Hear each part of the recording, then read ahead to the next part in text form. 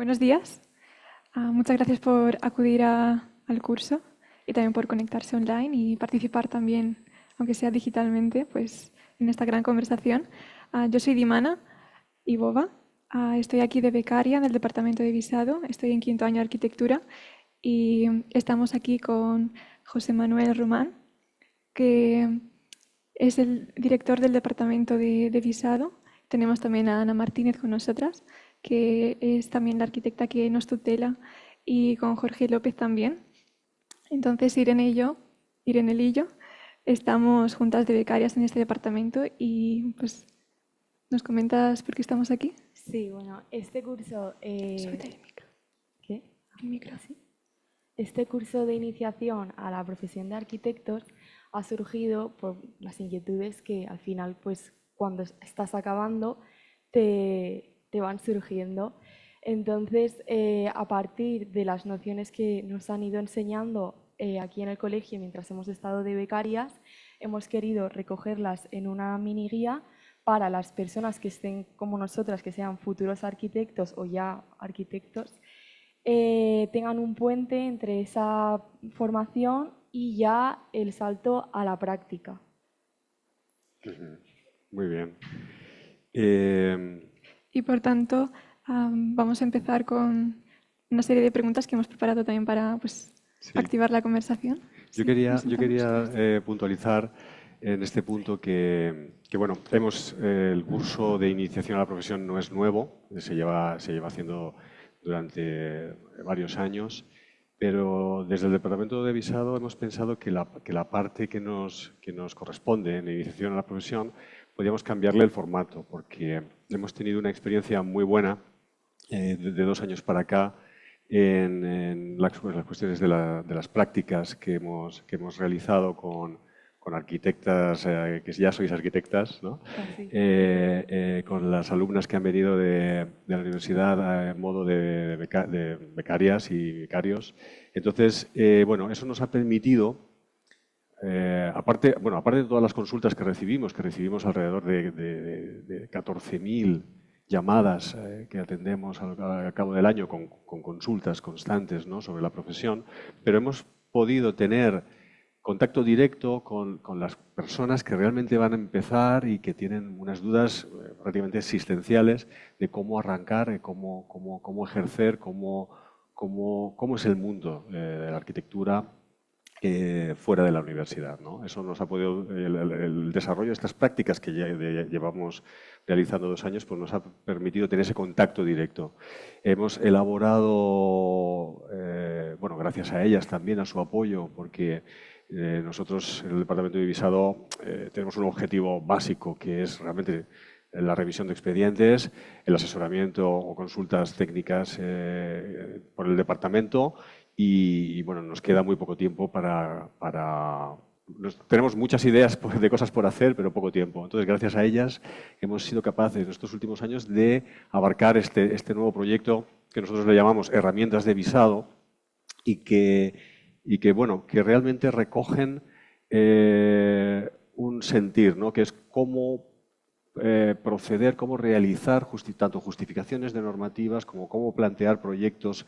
En estos momentos tenemos proyectos de derribo, o sea, proyectos pequeños, cómo plantearlos desde la forma más sencilla posible, ¿no? Es decir, cuando uno está explicando cualquier cuestión a una persona, se da cuenta que quizá en la explicación que está diciendo se puede trasladar a cómo redactar o cómo explicar de forma general cómo se redacta un proyecto. Entonces, eso nos ha ayudado mucho, sinceramente, nos ha ayudado mucho a simplificar, a priorizar lo importante, a ordenar de una forma lógica todo el contenido de los proyectos que ya están en la web. Luego si queréis os lo muestro.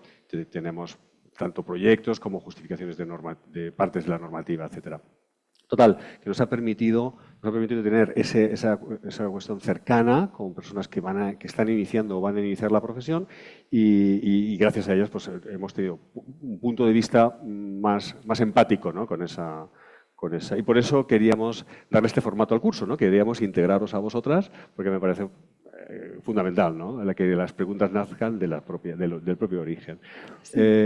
Bueno, nosotros lo que queríamos aportaros a vosotras era un poco un esquema general, que luego Ana puntualizará un poquito más. Yo voy a hacer un speech un poco más general. Entonces queríamos que salieseis de aquí con un mapa claro de cómo abordar profesionalmente pues, un trabajo, ¿no? Primero desde la fase de qué me están pidiendo, ¿no? O sea, ¿qué es esto? ¿Qué tipo de trabajo? ¿No? Porque hay varios tipos de trabajo. Entonces, ¿cómo clasifico lo que me está pidiendo el promotor? Que el promotor tampoco sabe, hazme esto, ¿no? El promotor te cuenta sus sueños o su película o lo que quiere hacer, pero claro, tú tienes que clasificarlo eso en una tipología de trabajo. Sí.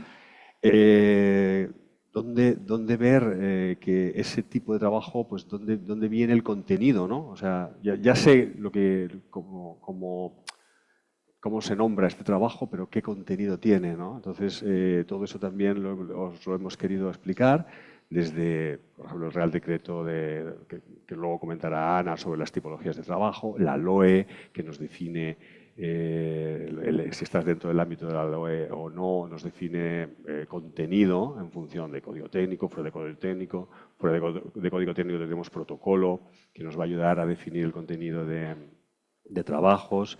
Y bueno, en fin, un poco que tuvierais esa idea de desde el primer encargo, desde la primera propuesta del promotor, hasta tener claro mentalmente el contenido de un proyecto, ¿no? Entonces, eso a mí me parece fundamental y que también es objeto de este curso. Por eso queríamos que estuvieseis aquí. Por mi parte, nada más. Luego iremos, por no hacer una visión de todas las herramientas que hemos generado, gracias también a ella, también a Melissa, que es otra compañera que nos ha ayudado, mejor lo vamos enseñando conforme vayamos avanzando la presentación.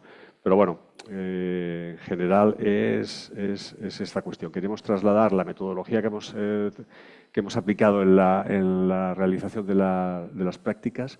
Veíamos conveniente trasladarla al curso de iniciación, porque me parece de interés general para todos. Sí, sobre todo porque en la universidad surgen siempre muchas preguntas relacionadas con qué pasará después, Claro. cuando se termine eso. Entonces esto también nos ayuda un montón, es muy recíproco. Claro, porque hay que hablar de muchas cosas antes de cómo se formaliza un proyecto también, ¿no? Claro. O sea, es decir, cuando uno sale a la calle no sabe cómo empezar, Claro. ¿no?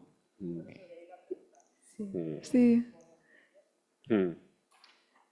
Y entonces la pregunta de por dónde empiezo, que normalmente Justo. es lo que nos soléis preguntar así como de forma más genérica, ¿no?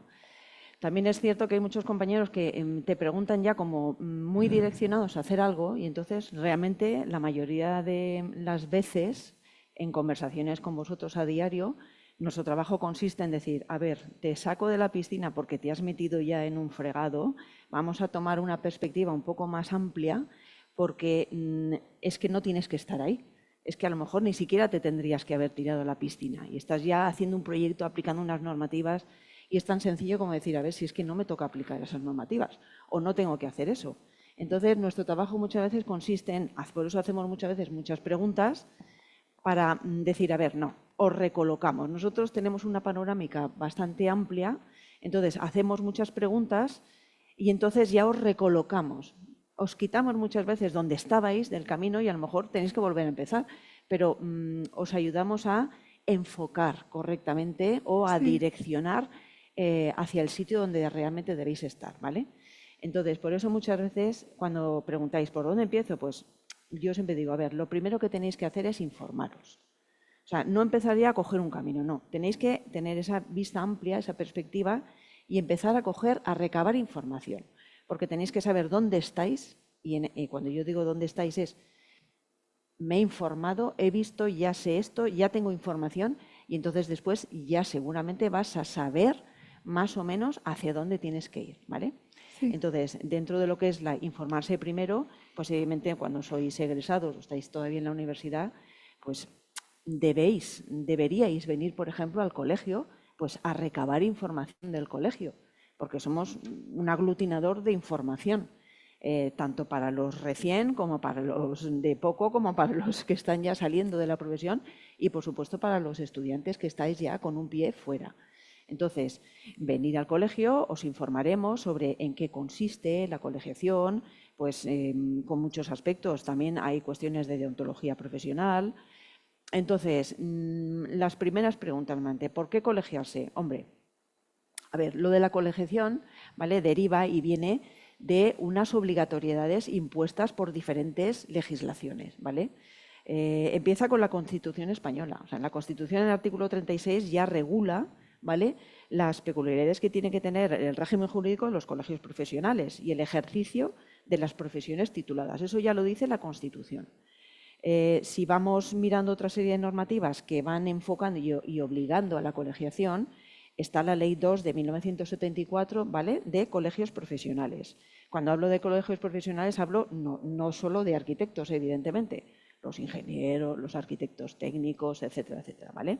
En el artículo 3 de esta Ley 2 del 74 habla de la colegiación y en el apartado 2 dice: será requisito indispensable para el ejercicio de las profesiones hallarse incorporado al colegio profesional correspondiente cuando así lo establezca una ley estatal. Y a la Constitución empieza a decirlo. ¿Seguimos avanzando en legislaciones? Pues otro Real Decreto 129/2018, que es el de los Estatutos Generales de los Colegios de Arquitectos y de su Consejo Superior. Ese es el marco de los colegios de arquitectos, el marco normativo superior, digamos, el máximo. Y en el artículo 19 ya se llama deber de incorporación al colegio profesional. Dice: el deber de colegiación exige la incorporación del arquitecto como colegiado en el colegio en cuyo ámbito tenga su domicilio profesional, único o principal, para ejercer en todo el territorio español. Te colegias una vez y ejerces en todo el territorio español, ¿vale? El colegio que tú elijas. No hay que colegiarse en cada colegio donde vayas a ejercer. Eso, por favor, descartadlo ya, ¿eh? Lo hago una vez y ya está. Como mi DNI, me hago un DNI y funciono por todo el territorio español. Luego está la Ley 6/1997 de consejos y colegios profesionales de la Comunidad Valenciana, que habla del artículo 12, derechos y deberes, ¿vale? Y indica incluso, establece un régimen disciplinario en el que dice que si no se puede ejercer y se considera una infracción muy grave, ejercer sin estar colegiado, ¿vale? Esa es otra de las legislaciones. Luego ya, pues si vamos bajando, ya entramos en los estatutos del Colegio Oficial de la Comunidad Valenciana, que lo indica también en el artículo 4, pues que para ejercer la profesión es obligatoria la incorporación como arquitecto acolegiado, como arquitecto habilitado, hay diferentes modalidades. Entonces, el que colegia es el Colegio Oficial de Arquitectos de la Comunidad Valenciana. Los colegios territoriales, que están dentro del Colegio Oficial, porque somos un único colegio, los territoriales no colegian, colegia el Colegio Oficial, ¿vale? Es cierto que aquí, como se presta servicio, podéis aportar documentación aquí se os informa, pero eso se remite al COAB y las juntas de gobierno del Colegio Oficial es la que colegia. O sea, nuestro número es de la Comunidad Valenciana. Lo digo porque vemos una cantidad de proyectos donde pone arquitecto colegiado, no sé qué, CTAA-CV, unas simbologías de colegios de... No, cuando pongáis vuestro número de colegiado, siempre acompañado de COACV, Colegio Oficial Arquitectos Comunidad Valenciana. No existe número de colegiación del CTA, ni del CTA de Valencia, ni del CT, ni combinado con Comunidad Valenciana, ni... Yo he visto mucha tipología, mucha variación, ¿vale? Pero bueno, entonces, pues en principio debemos empezar por estas cuestiones porque... Yo tengo aquí, Ana, también un matiz que, si bien estoy de acuerdo, es obligatorio colegiarse, ¿no? Para ejercer, pero también es una oportunidad, ¿no? Yo creo que es una oportunidad y un servicio, ¿no? Esto viene de, yo qué sé, de la Edad Media, creo que viene de los gremios profesionales en los que ya se quiere ordenar un poco la profesión. En un momento dado, no soy experto a nivel legislativo, pero en un momento dado en este país se pensó que por qué no los propios profesionales fueran los que se regularan mediante sus colegios, ¿no? O sea, delegó un deber que tiene el Estado de vigilar ciertas profesiones que afectan a la seguridad, que son profesiones que son sistémicas para el desarrollo de una sociedad, ¿no? Entonces, esa vigilancia para proteger sobre todo al ciudadano y las garantías, ¿no?, que se le da al ciudadano, esa protección pues lo delegó en los colegios. Esto significa que somos los propios ciudadanos, los propios profesionales, los que intervenimos, los que decidimos, los que influimos mediante nuestro colegio, en la evolución de la profesión. Entonces, claro, me parece una oportunidad, en serio, claro, no es lo mismo, no existen en todos los países. Aquí en España pues tenemos esa oportunidad y es un derecho constitucional, viene del ordenamiento constitucional, que se permite al ciudadano intervenir e influir en la evolución de su profesión a través de su colegio, estando colegiado, ¿verdad? Entonces, claro, me parece una cosa maravillosa, es una oportunidad, ¿no? También es una obligación, evidentemente, pero es una oportunidad y el colegio hay que usarlo para eso, para influir, para protestar también, si hay algo que no se ve que no funciona, pues alzar una voz común de todos los colegiados que podamos trasladar al Consejo Superior y de ahí al Ministerio y ahí donde sea. Es un instrumento y un servicio que tenemos que utilizar todos. Eso es un poco el matiz. Sí, sí, porque bueno, eso lo tenéis también recogido y no está explicado, pero bueno, recogido en los estatutos que somos, o sea, el Colegio Oficial de Arquitectos, bueno, los colegios profesionales son corporaciones de derecho público, ¿vale? Eso es lo que somos. Somos corporación de derecho público. ¿Y qué es una corporación de derecho público? Pues realmente una corporación de derecho público es un mix, ¿vale?, entre la administración y una parte privada, ¿vale? Entonces, la parte privada es de esa asociación de personas, bueno, de colectivo que tenemos la misma profesión, que os ha comentado José, y la parte pública es porque tenemos funciones delegadas, ¿vale?, por el Estado. Y esas funciones que están delegadas por el Estado es lo que nos hace ser la parte pública, la parte de administración, ¿vale? ¿Y cuáles son esas potestades delegadas por el Estado? Pues la colegiación. Nosotros nos regulamos y decimos cómo hay que colegiarse. La deontología profesional, nosotros somos nuestros propios policías, nosotros supervisamos el ejercicio de nuestra propia profesión y también el visado. Esas tres cuestiones, el visado es el control de los documentos que hacen nuestros colegiados, ¿vale?, los arquitectos. Entonces, esas tres patas, colegiación, deontología y visado, es lo que da ese tilde o ese carácter administrativo, ¿vale?, a esta corporación, lo que hace que seamos una corporación de derecho público, que es esa fusión. El resto de actividades, pues bueno, pueden ser ejercidas, pues cursos, jornadas, formaciones, pues en la calle, pues por cualquier empresa. Sin embargo, nadie más que nosotros puede colegiar, nadie más que nosotros puede establecer la deontología, es decir, perseguir una actuación incorrecta e imponer sanciones. Evidentemente en los tribunales, por lo civil, una denuncia por lo civil sí, pero en este colegio, en los colegios profesionales, la deontología la ejercemos solamente en los colegios. Y el visado, nadie más puede visar, de momento, las cuestiones que se tramitan aquí. Lo de la provincia de Alicante lo visa el Colegio Territorial de Alicante, lo de la provincia de Valencia lo visa el Territorial de Valencia y lo de la provincia de Castellón lo visa el Colegio de Castellón. ¿Por qué? Pues porque el visado, la deontología y la colegiación es del COAB, pero el COAB estableció en sus estatutos y se aprobó en la Asamblea de Colegiados que el visado lo delega, es una delegación, el responsable es el COAB, pero lo delega en la práctica a los colegios territoriales. Por eso Alicante visa lo de Alicante, Valencia lo de Valencia y tal. De momento así está en estatutos del COAB y se aprobó en Asamblea, ¿vale? Entonces, dentro de pues, los múltiples servicios, bueno, toda la historia del colegio y todas las normativas que os estamos diciendo están recogidas en no sé si para que vean un poco la página del COAB, Vale, mirarlo un poco. Sí. ¿Lo miras tú? Vale. Sí, lo digo porque también como ellas nos han preguntado, bueno, pero dinos y cómo sabemos cuál es la página o cómo se llega o cómo, porque claro, al final pues hay que saber un poco por dónde empezamos y dónde, pues bueno, vamos a ver. Si no sabéis cuál es tal, simplemente con teclear en un buscador Colegio Oficial de Arquitectos Comunidad Valenciana, que son las siglas coacv.org, ya llegáis a la página, ¿vale? Esta es la página unificada a nivel de la Comunidad Valenciana. Tenéis que poner aquí, bueno, nosotros ya hemos puesto las claves, ¿vale?, porque ya hemos entrado, pero aquí arriba pondríais vuestras claves y ya podéis entrar a utilizar pues, toda la información que hay aquí y los servicios.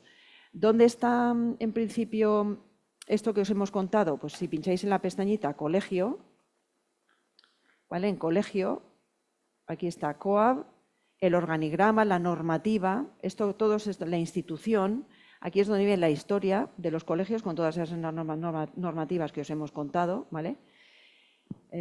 Aquí también tenéis la normativa que rige y que os hemos estado comentando, que hay una estatal, también está de sociedades, la autonómica con los estatutos, que los podéis visualizar o descargar, y luego ya cada colegio territorial tiene su propio reglamento, que desarrolla el estatuto. No puede ir en contra de, lo mismo que los estatutos del colegio oficial no puede ir en contra del Real Decreto, ¿vale? Van uno, digamos, matizando al otro. Y aquí está la normativa deontológica, ¿vale? Entonces, bueno, esta es una página unificada. Luego ya José también nos comentará otra específica que ha hecho y ha desarrollado este colegio territorial, donde hemos incluido diferentes cuestiones, ¿vale? Ana, nos ha surgido una duda a ¿Sí? Diana y a mí. Venga, vamos a empezar porque esto es así de fresco. El que tenga dudas también que lo pregunte. Y que es que los recién colegiados, ¿qué oportunidades deben aprovechar? Los recién colegiados, oportunidades, ¿te refieres a la información que puede prestar el colegio? Sí, Pues los servicios. por ejemplo, sí. el colegio tiene, vamos a ver, hay bolsas que se han creado, ¿vale?, de servicio a los ciudadanos. Entonces, pues bueno, eso por ejemplo lo lleva el Departamento de Secretaría, pues es conveniente cuando vengáis, cuando os he dicho, empezar por informaros, porque hay diferentes departamentos en el colegio, cada uno de nosotros nos hemos especializado, hacemos un determinado tipo de funciones, pero vosotros tenéis que utilizar e informaros de todas las partes que ofrece servicio e información el colegio, no solamente en uno. Si tú quieres visar, pues los especialistas es el departamento de visado. Si te quieres colegiar, pues ve al departamento de secretaría y de todas formas, id siempre al departamento de secretaría porque ellos en todo caso os derivarían hacia el departamento en concreto que os puede facilitar más información.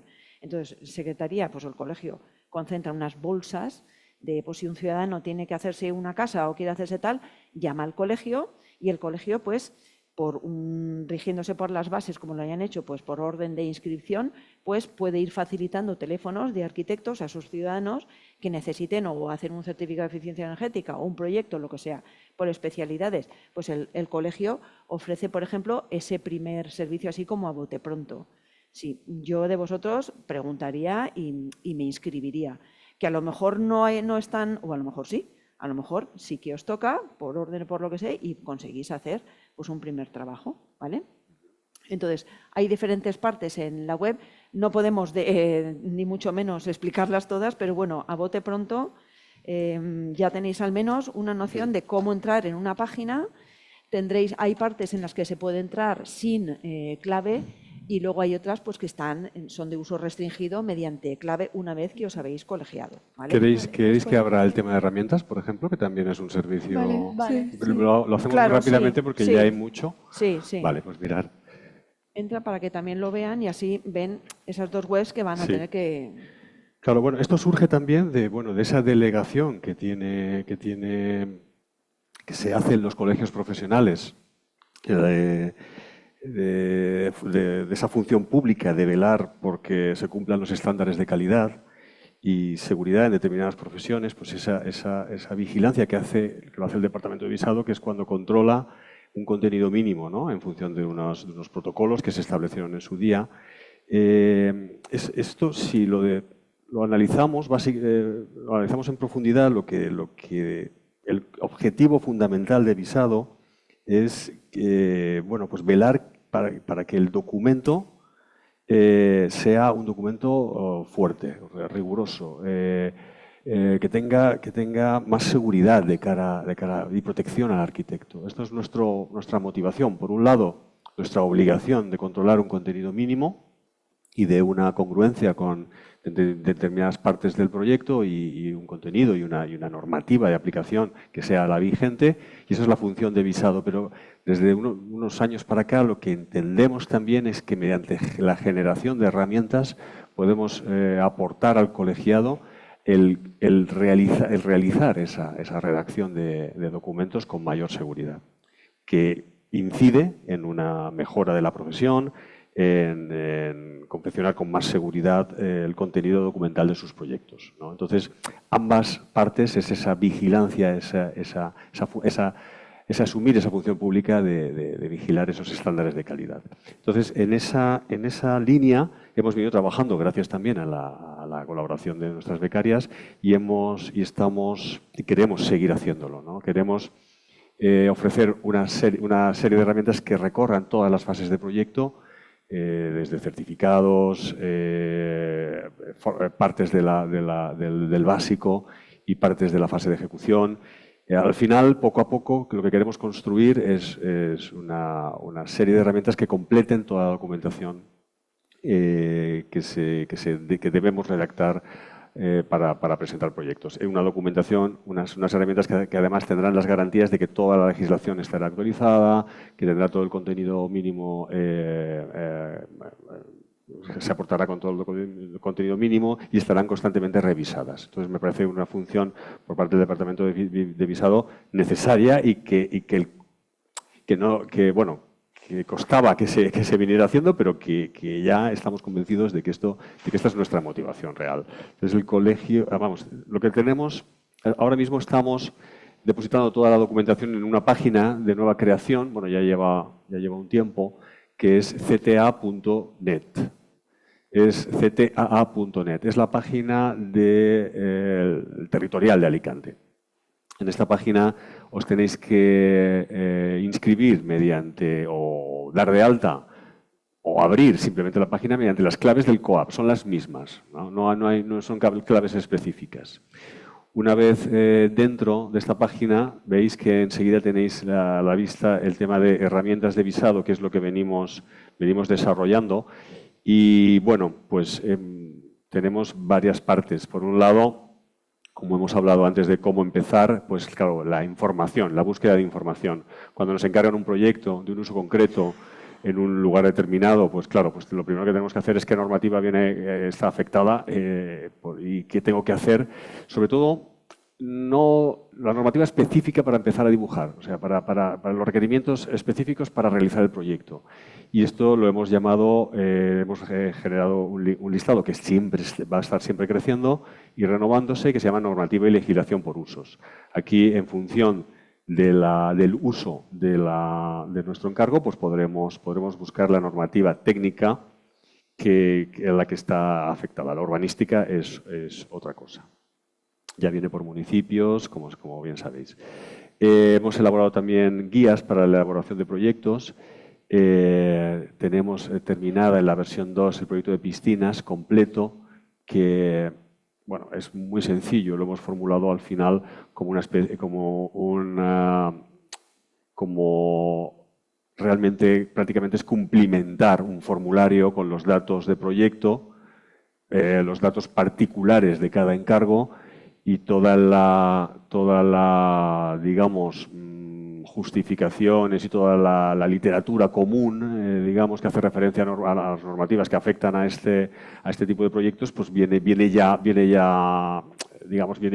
preconfigurada, ¿no? Entonces, realmente es una herramienta creemos que es muy útil porque reduce tiempos, es más garantista, sabéis que vais a tener toda la normativa actualizada y que al menos sabéis que todo el contenido mínimo, claro, a partir de ahí uno puede hacer grandes cosas, más contenido, más en función de lo que quiera hacer, pero este es el mínimo, digamos, legal desde el colegio, con el protocolo y con lo que piden la mayoría de los ayuntamientos en principio, que se necesita. Tenemos esta guía, pero también tenemos, como veis, derribos, tenemos cambio de uso en la fase de básico, estamos a punto de terminar la fase de ejecución y tenemos también, vamos a publicar en breve, aproximadamente, bueno, entre el mes de junio y de julio, terminaremos 3 proyectos más que estamos trabajando en ellos, que son intervenciones en fachada, rehabilitaciones de cubierta y reforma de zaguán a efectos de accesibilidad, ¿no? Son proyectos muy comunes que en el Departamento de Visado son pequeñitos, pero en el Departamento de Visado vemos una gran afluencia y creemos que tenerlos preformados, ¿no? Como una especie de prefabricado, a falta de particularizar cada colegiado a su proyecto particular, me parece que es un gran avance en rapidez y tal.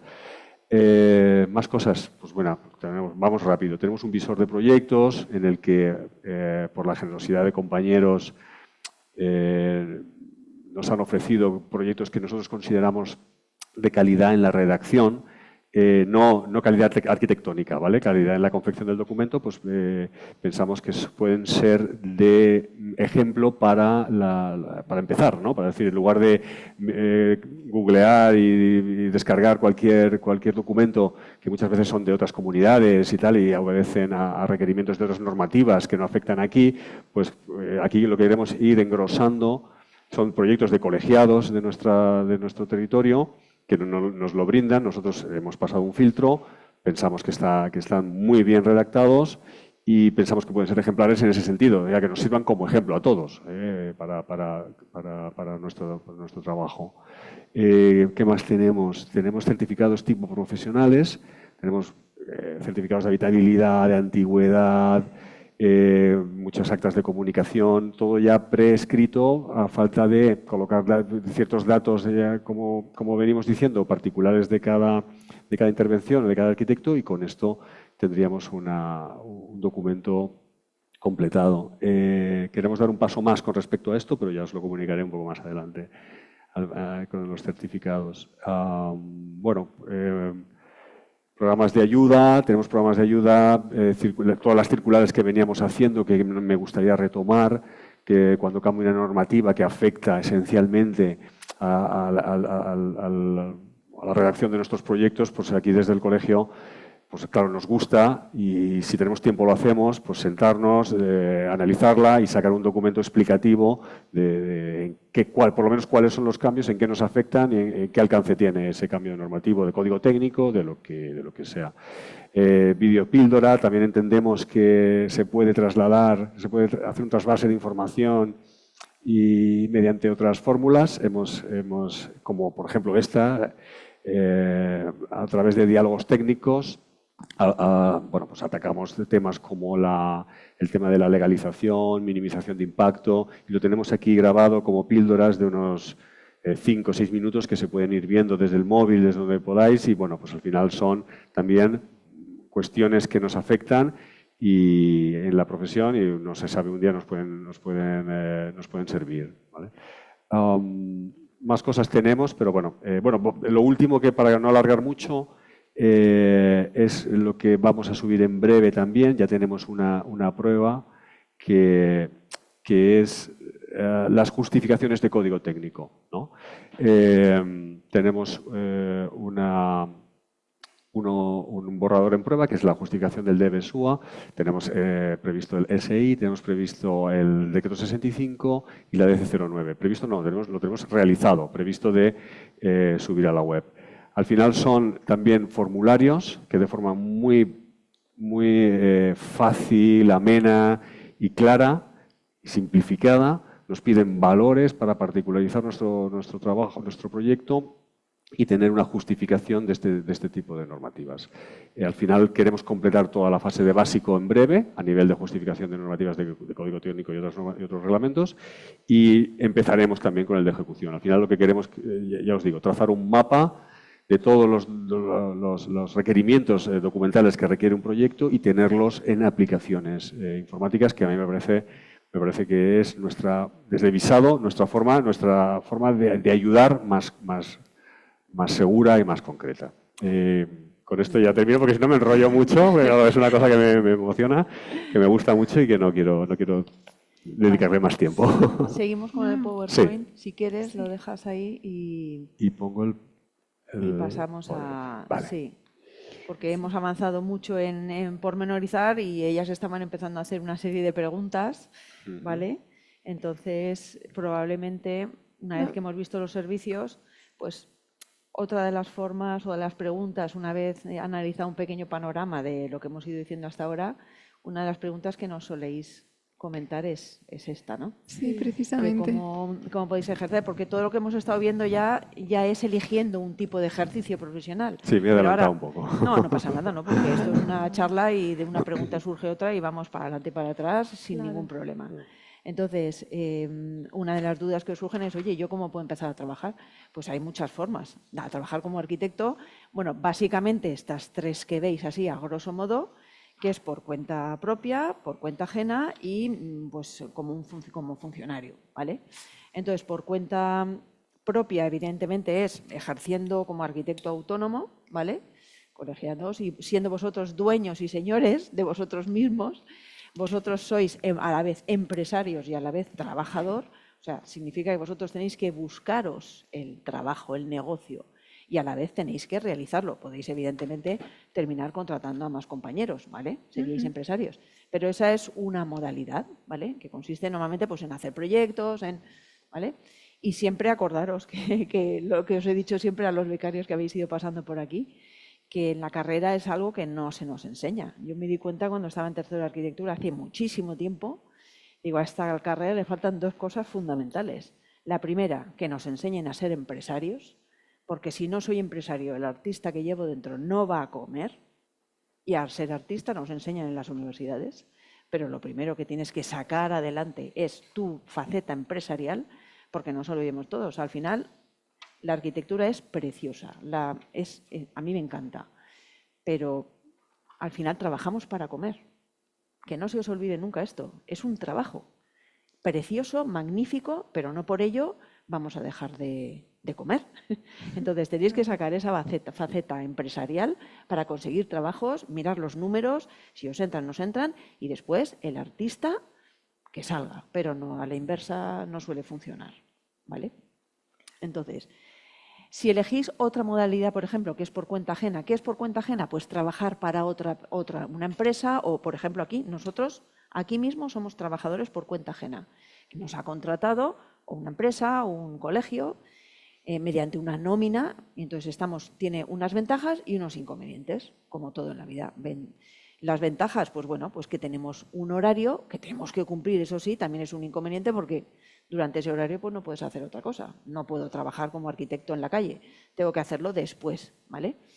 Inconvenientes, ventajas, pues bueno, pues tienes una nómina, tienes un sueldo al mes. ¿Garantizado? No, no hay nada garantizado en esta vida. Aquí nosotros no somos funcionarios. El Colegio de Arquitectos, a pesar de ser una corporación de derecho público, todos los empleados son contratados. Todos somos trabajadores por cuenta ajena, ¿vale? No hay nadie, no hay funcionarios aquí. Los funcionarios están en la administración, que es otro régimen, ¿vale? Para ser funcionario, pues hay que presentarse a unas oposiciones, superar unos exámenes y al final pues consigues ese trabajo como funcionario y tiene otro régimen, ¿vale?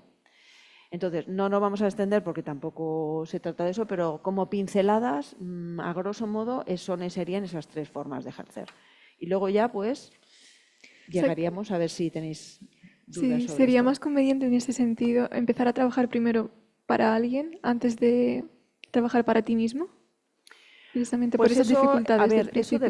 eso depende ya de cada uno. A lo mejor, como siempre os he dicho, para ejercer como autónomo hay una cosa fundamental que a mí ya me dijeron amigos promotores hace mucho tiempo, que no presté atención y con el paso de los años me di cuenta de qué importante era ese consejo, que no hice ni caso, pero bueno, también porque depende de lo que tenga cada uno. Yo no he tenido que buscar nunca trabajo, pero siempre me dijo, relaciones sociales.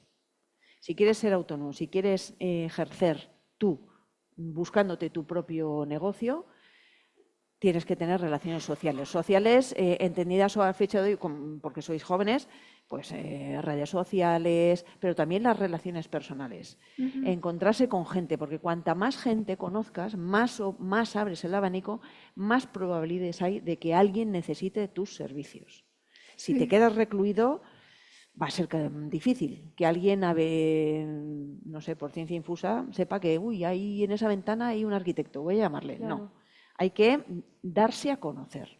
Y vosotros sois jóvenes nacidos con las tecnologías, entonces aprovechadlas, haced uso de ellas, publicitaros, porque en esa publicidad surgirán oportunidades de negocio, tanto en redes sociales como a nivel personal, a título personal. Entonces, ¿qué prefieres? Pues no lo sé, yo empecé así, empecé como arquitecta autónoma, Pero la verdad es que no tuve que buscar, porque siempre yo salí en el boom de la construcción y siempre pues un familiar, un amigo, un primo, un cuñado, siempre me estaban llamando. Siempre me llamaban para hacer cosas, bueno, pues encargos. Cada uno habrá tenido su histórico. Y a mí me surgió esto porque el colegio manda circulares y está obligado cada vez que quiere contratar a un arquitecto, está obligado en los estatutos, el secretario del colegio está obligado a publicitar que el colegio necesita un arquitecto para formar parte de la plantilla. Claro, hay todas las modalidades de contrato. Y entonces yo, después de una noche de entrega de esas que no duermes, que seguramente os sonará, pues cogí el buzón, porque antes las circulares eran por correo, y vi que buscaban una plaza de arquitecto en el Departamento de Información y Asesoramiento Urbanístico y Técnico. Y dije, como un desafío, ¿a qué me presento?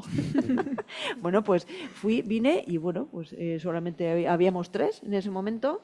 Y bueno, pues me eligieron a mí, me hicieron una entrevista personal y ya está, pues me eligieron a mí y llevo pues desde el año 1997. En parte de esta vida que he tenido yo profesional, lo he compaginado como arquitecta autónoma en un despacho, con mi marido sin más, o sea, un despacho de estos de los pequeñitos. Y bueno, luego pues por casuísticas de la vida intenté compatibilizar, pero al final ya vinieron niños, tal, ya algo tuvo que caer. Entonces, Sí, bueno, claro. le dije, lleva tú solo eso, que yo ya tengo bastante. Entonces, no te puedo aconsejar. Yo creo que hay que coger la primera oportunidad que te venga, porque siempre puedes cambiar. Pero si te viene una oportunidad, yo no la rechazaría, yo empezaría con esa. Yo- Esa Porque de esa experiencia. también te puede llevar a otra. Sí, sí, yo Y creo luego que eliges. lo que sí que no hay que hacer, y creo que es una figura que ha muerto, es el arquitecto aislado. O sea, el arquitecto en su casa aislado, haciéndose cargo de todo, clientes, estructura, diseño, tal. Eso es una figura que ha perdido muchísima competitividad. No sé si la tuvo algún día. Entonces, lo que dice Ana, cualquier oportunidad es buena para coger experiencias y un despacho profesional establecido, o, por ejemplo, o individualmente, pero eso sí, con una red de colaboradores. Siempre hay que trabajar en equipo. Hay que trabajar en equipo para poder especializarse, para poder contrastar ideas, para poder abarcar más tipologías de trabajo. O sea, yo creo que el arquitecto aislado en su casa, en su pequeño despachito, ha muerto. Eso no es una opción. No es una opción, porque Ya. al final ahora mismo estamos en una... Es inabordable Es todo lo que hay que inabordable, hacer. es inabordable. Solo tiene una única ventaja, que es que los grandes despachos, claro, tienen una gran carga laboral. Entonces, frente a periodos de crisis, son los primeros que han caído. Porque, claro, generan mucho negocio, generan mucho volumen, tienen muchos ingresos, pero tienen una gran carga laboral. Si tienes muchos empleados en nómina, las nóminas hay que pagarlas todos los meses. Por eso muchas veces los empresarios van así. Entonces, cuando vienen las épocas flacas, porque en la construcción son campanas de Gauss, que os lo habrán explicado en la carrera, siempre. O sea, vamos a ir bien y vamos a ir mal. Siempre, siempre, siempre, siempre. La diferencia es que hay franjas, hay periodos en que la campana de Gauss será más ancha, habrá más periodo de tiempo en el que iremos bien y habrá campanas de Gauss en las que serán más estrechas, pero siempre va a subir el trabajo y siempre va a bajar, siempre. Entonces, la única ventaja que han tenido, lo que yo he observado, es que todos esos grandes con las crisis son los primeros que cayeron, mientras que estos pequeñitos son los únicos que han podido resistir. ¿Por qué? Pues porque no tenían grandes cargas. Más o menos se han podido llevar, pero hoy en día efectivamente hay que, aunque sea, tener una red de colaboradores, que os especialicéis y que para hacer un trabajo entren en marcha muchos de vosotros a la vez para poder sacar de una forma, con unos plazos que es rápidos, que es lo que pide al final la sociedad, rapidez y profesionalidad, podáis enseguida establecer esa red para dar el servicio. Y Ana, Ese es como nuestro has consejo. comentado antes que tú saliste de la carrera y no has tenido que buscar trabajo porque saliste en el boom de la construcción. Nosotros, por ejemplo, no vamos a tener esa suerte. ¿Tú qué ventajas ves en los arquitectos que nos acabamos de graduar, Sí. la gente joven, Pues- con vosotros, con vuestra generación? Pues mira, por ejemplo, un ejemplo. Yo claro, esto es mi ejemplo. Luego, todos y cada uno de nosotros tiene su ejemplo. Yo cuando salí, que me venían trabajos, pues claro, yo me acuerdo cuando me encargaba una vivienda unifamiliar, me acuerdo de la sensación de abismo y de agobio y de miedo que tuve. Eso significa que fue más el miedo a la compensación, digamos. No por económica, porque lo sería seguramente en aquella época, porque sí que podíamos hablar de baremos y estaba muy bien. Pero, sin embargo, en lo que os ha enseñado José, a mí me entró un miedo, claro, porque no habían herramientas, la tecnología no estaba tan avanzada como hoy. Y entonces, ¿qué hicimos? ¿Qué hacíamos? Llamar a un compañero que había salido 2 o 3 añitos antes, que había hecho algo y decir, oye, por favor, ¿me puedes? Porque eso lo hemos hecho todos. Tengo que hacer una vivienda unifamiliar, ¿me puedes prestar un proyecto? Porque claro, no, pues sales de la universidad, sabes hacer cosas, pero no sabes cuánto, y el colegio no ofrecía esas herramientas. Entonces, eso te puede funcionar bien si coges un buen ejemplo, pero si no tienes referencias, no sabes si el ejemplo que estás cogiendo es bueno o malo. Y bueno, pues así nos lanzamos. ¿Ventajas en vuestra tal? Pues mira, José os lo ha explicado ya, el colegio ya ha generado unas herramientas y ya tenéis unos proyectos seleccionados buenos como ejemplo. Yo eso en mi época no lo tuve. Está fantástico. No lo tuve y me tuve que teclear todas y cada una de las letras de los proyectos, porque es que no. Y, en fin, tecnológicamente vosotros tenéis muchas más ventajas. También tenéis las ventajas de que el colegio profesional ofrece hoy en día muchas más herramientas y muchos más instrumentos que en aquel entonces. Y otra ventaja que tenéis es que vosotros habéis nacido ya con eso. Nosotros no hemos nacido con esas herramientas, nos ha pillado a mí al menos medio a caballo, medio tal. Y un ejemplo, este PDF que estáis viendo lo ha estado haciendo Diman ahora hasta 5 minutos antes que le he estado diciendo yo cambios, y con su destreza ha estado cambiándolo. Si me toca hacerlo a mí, seguramente pues me habría llevado mi media horita, mi horita de trabajo. Sí. Las herramientas vosotros las manejáis. Un punto muy importante. Y otro punto a vuestro favor es que nosotros, al tener más trayectoria, hemos visto cómo se ha ido complicando la vida profesional con una verborrea y ya iba a decir como que, o sea, se van vomitando normativas ya que parece que cobren por sacar normativas. Y entonces tenemos una referencia y vemos qué complicado es todo. Vosotros nacéis ahí, os sueltan ahí, y vosotros veis eso y no tenéis una referencia. Entonces, para vosotros, eso es lo que hay. Normal. Eso es un plus. Eso es un plus porque no tienes ese baremo que a nosotros muchas veces nos pesa. Nos pesa porque vemos que esto es qué barbaridad. Y muchas veces terminamos diciendo, es que no puedo con tanta normativa, no puedo. Vosotros sois como los niños que desde pequeñitos se le empieza a hablar en 5 idiomas. Pues para ellos es lo normal. El cerebro se adapta, pues vosotros tenéis esa frescura de adaptación y no tenéis referencias. Para vosotros vuestra referencia será la de ahora. Y dentro de 20 años, pues podréis decir, pues se ha complicado o se ha mejorado. Pero es la frescura que tenéis. También tenéis el acceso a la información, es muy importante. Imaginaros antes, en los años 90, consultar un plan general tendría que ser desplázate a, no sé, el norte de la provincia, pide cita con el ayuntamiento, esos pliegos extraños y antiguos, pintados en Rotring, imagínate, pues, interpretarlos, fotografiarlos, no lo sé, al final o fotografía para revelar, ¿no? Entonces, claro, la digitalización, el acceso mediante Internet a toda la documentación urbanística de los ayuntamientos lo tienen casi todos ya ahí. El colegio también os saca la normativa que lo ha seleccionado Ana por usos, que la tenéis también accesible. El acceso a la información es fundamental ahora, es una ventaja para vosotros, para nosotros, sí, mira, y nosotros. Eso que comenta José del planeamiento, yo llegué aquí precisamente por eso, porque hubo una junta que desde mi punto de vista fue visionaria en el año 1999, que es cuando entré yo aquí, que decidió que todo el planeamiento que teníamos en el colegio en papel, que es bárbaro, porque hacíamos un seguimiento de todo, pedíamos todo el planeamiento, nos lo mandaban gratuitamente, ¿vale? Y lo teníamos en papel, no solamente aquí, sino en todas y cada uno de los locales que tenía el colegio en las demarcaciones. Fue visionario y decidieron escanearlo en su momento, en el año 99, para poderlo volcar en la web. Y eso se hizo, y a mí me contrataron y se empezó ahí.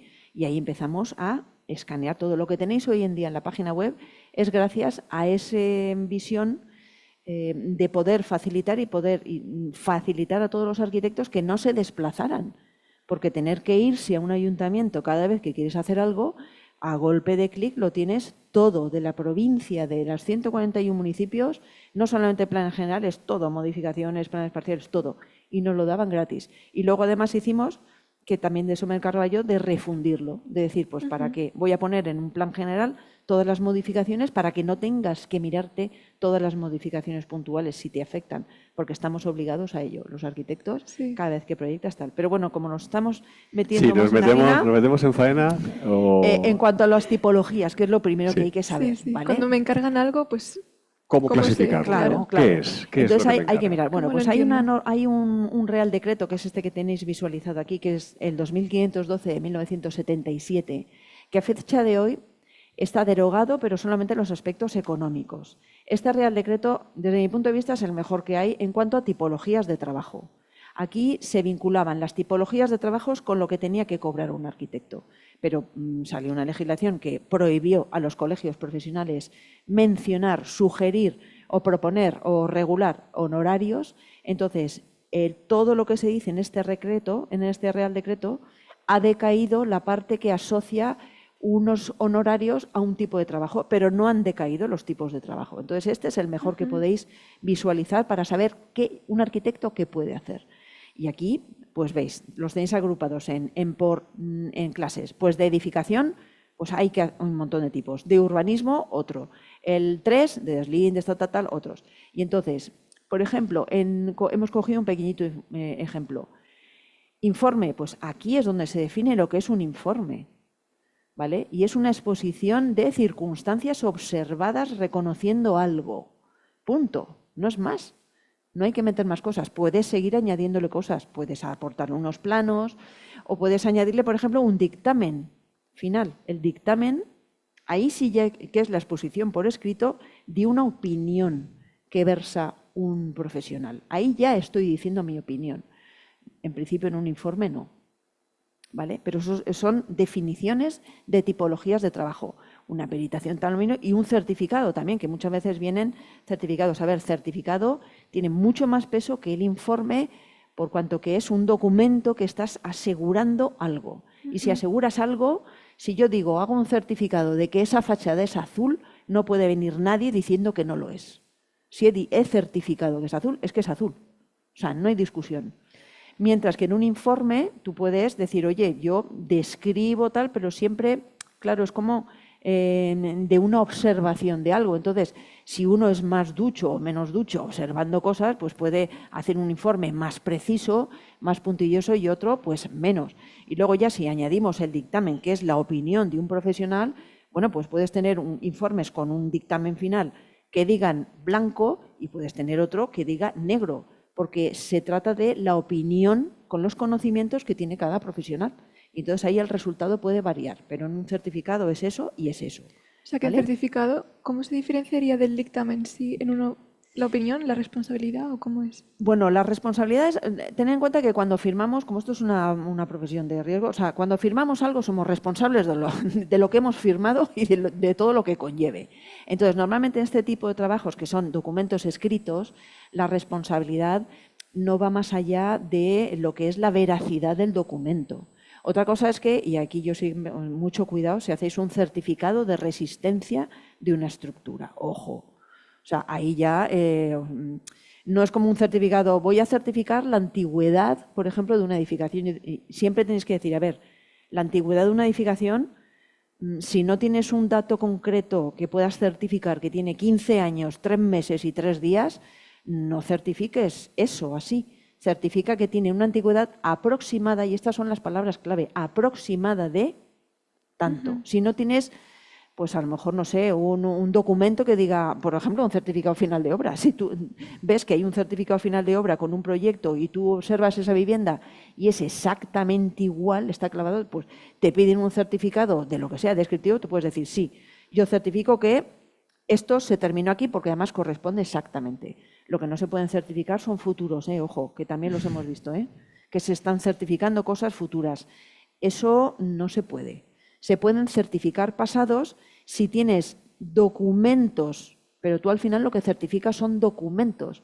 Una vista aérea de una foto aérea de una vivienda que estaba en 1960 y a fecha de hoy sigue exactamente la misma. Pues tú puedes certificar, vista la vivienda tal, certifico que tiene una antigüedad de tanto y siempre decir la fuente, consultada la vista aérea, la vista gráfica, tal, siempre decir la fuente. ¿Vale? Porque normalmente un certificado que se hace es cuando yo voy, me persono y lo que veo. ¿Vale? Claro, es que el certificado tiene mucho peso. Nosotros ahora hemos hecho un ejercicio durante un año de una cosa que parece muy tonta, pero son los certificados de antigüedad que habla Ana, ¿no? Muchos certificados de antigüedad venían diciendo, por modelos tipo que hemos heredado de notarías, de otras instituciones que piden a sus efectos, sin contar otras implicaciones que pueden tener para los arquitectos, pues venían diciendo un certificado de antigüedad que la obra se había terminado en tal fecha. O sea, a ver, claro, ahí hay un problema grave. Quien dice que una obra está finalizada es un director de obra. Si quien dice que una obra está finalizada y es director de obra y lo certifica, se responsabiliza de la ejecución de esa obra. Entonces, claro, teníamos que ver, por lo menos avisar y ir poco a poco con los colegiados comentándole este tema. Ojo, que jurídicamente un abogado puede interpretar que tú estás haciendo un final de obra, no estás datando una obra. Entonces, por eso los certificados tienen mucho peso, porque estás diciendo algo que es un hecho. Y claro, por eso tenemos que tener muchos matices. Por eso dice Ana, ¿qué podemos certificar? Lo que vemos. No cosas que nos podamos imaginar, ni cosas de futuro, lo que vemos. ¿Y qué podemos certificar? Comparativos con documentos, con la realidad construida, con lo que sea. Una fisura, la veo, la fotografía, eso lo puedo certificar, pero no puedo certificar cosas que no puedo inventarme porque tiene muchos riesgos. En lo que no has participado, claro. En lo que no has participado. Certifico que esta edificación está finalizada, no, tú no lo puedes certificar porque tú has estado en el procedimiento constructivo de esa edificación. No. ¿Quién ha estado? Pues un director de obra. Entonces, por eso hay que decirle certificado descriptivo. Yo me persono y describo lo que veo. Claro. Y no puedes decir si está finalizado o no, ¿tú qué sabes? Tú vas allí y tú ves y describes lo que hay, y ya está. Pero bueno, cuando surjan dudas nos llamáis que explicaremos un poco más, ¿vale? Entonces, bueno... uno de esos tipos de trabajo es el de proyecto, ¿no? Claro, evidentemente, proyecto de edificación. proyectos de Es la edificación. estrella. Claro. Entonces, ahí, cuando nos soléis preguntar esto, ¿qué es lo primero que tenéis que...? Claro, cuando nos encargan un proyecto, ¿qué es lo primero que tenemos que mirar o informarnos? Claro, pues siempre os digo, a ver, no te tires a la piscina mirando ya, no. Primero, siempre hay que mirar el planeamiento. Siempre. Te encargan hacer una actividad, no construir, sino la actividad. Quieren dar de alta una actividad para hacer un bar. No hay que reformar nada, pero solo la actividad, da igual. Me encargan un rascacielos, da igual. Lo que te encarguen... tienes que mirar siempre el planeamiento, y el planeamiento es el documento, digamos, maestro de la ciudad, donde te dice qué se puede hacer o no en cada una de las partes del suelo de esa ciudad. Y pueden ser, cuando hablamos de planeamiento, pues pueden ser un plan general, o si es puede ser unas normas subsidiarias de aquellos municipios que no llegaron a hacer un plan general, o el más pequeño, que es de limitación de suelo urbano, pero bueno, de esos quedan muy poquitos. O puede ser también un plan parcial, que es que dentro de un plan general o normas subsidiarias hay unas bolsas de suelo que ese documento no desarrolló y que se han desarrollado a posteriori. Y eso es planeamiento diferido, eso se llama plan parcial. Y esos son las figuras que ordenan esos trozos de ciudad o la ciudad entera y dicen qué se puede hacer y qué no se puede hacer. Y, de hecho, califican zonas con unas claves, pues área central o RP o como le haya querido llamar el planeamiento, y tú tienes que ver dónde está tu solar, tienes que encontrarlo en esos planos de ordenación, de calificación, para saber cómo está calificado, luego irte a las normas particulares en concreto de esa calificación para ver qué te permite hacer ahí. Porque a lo mejor el promotor te ha dicho, yo quiero hacer un centro comercial. Bueno, pues tú miras la calificación y a lo mejor resulta que dices, pues mire, aquí es que no se permite ese uso. O quiero hacer un hotel. Pues mire, es que aquí en esto no, pero es que el de enfrente, muchos decir, pero es que el de enfrente lo ha hecho, o tengo al lado uno que lo ha hecho. Y como os digo siempre, a ver, mirad el de enfrente porque a lo mejor la calificación ha cambiado. Ya no es esa calificación, es otra calificación y permiten otros usos. o el de al lado, justamente la calificación cambia de un sitio a otro. Esa es una posible explicación. Otra posible explicación, pues mira, que han hecho lo que han querido. O sea, han podido hacer perfectamente lo que han querido, porque con licencia y sin licencia, ¿vale? Entonces, bueno, pues muchas veces no te puedes guiar, porque a lo mejor han pedido licencia con un documento adaptándose, pero la obra la han terminado haciendo, bueno, pues no ajustándose a la legislación. Tú no sabes si le han incoado un expediente de infracción urbanística, si eso está parado por el ayuntamiento o no, si está denunciado o no.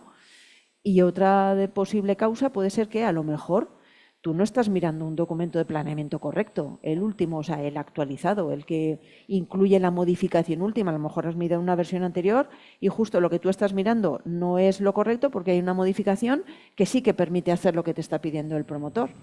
Entonces, con eso hay que llevar cuidado, ¿vale? ¿Eso también se ve en la página web del Eso, ayuntamiento? vamos a ver, nosotros en el colegio refundíamos precisamente para eso, para que los arquitectos mirarais y con mirar el plan general tuvierais claro, porque yo lo marcaba, tachaba los artículos que no valían, ponían el bueno, y en los planitos también íbamos marcando, cuidado que aquí hay un estudio de detalle, cuidado que aquí hay tal.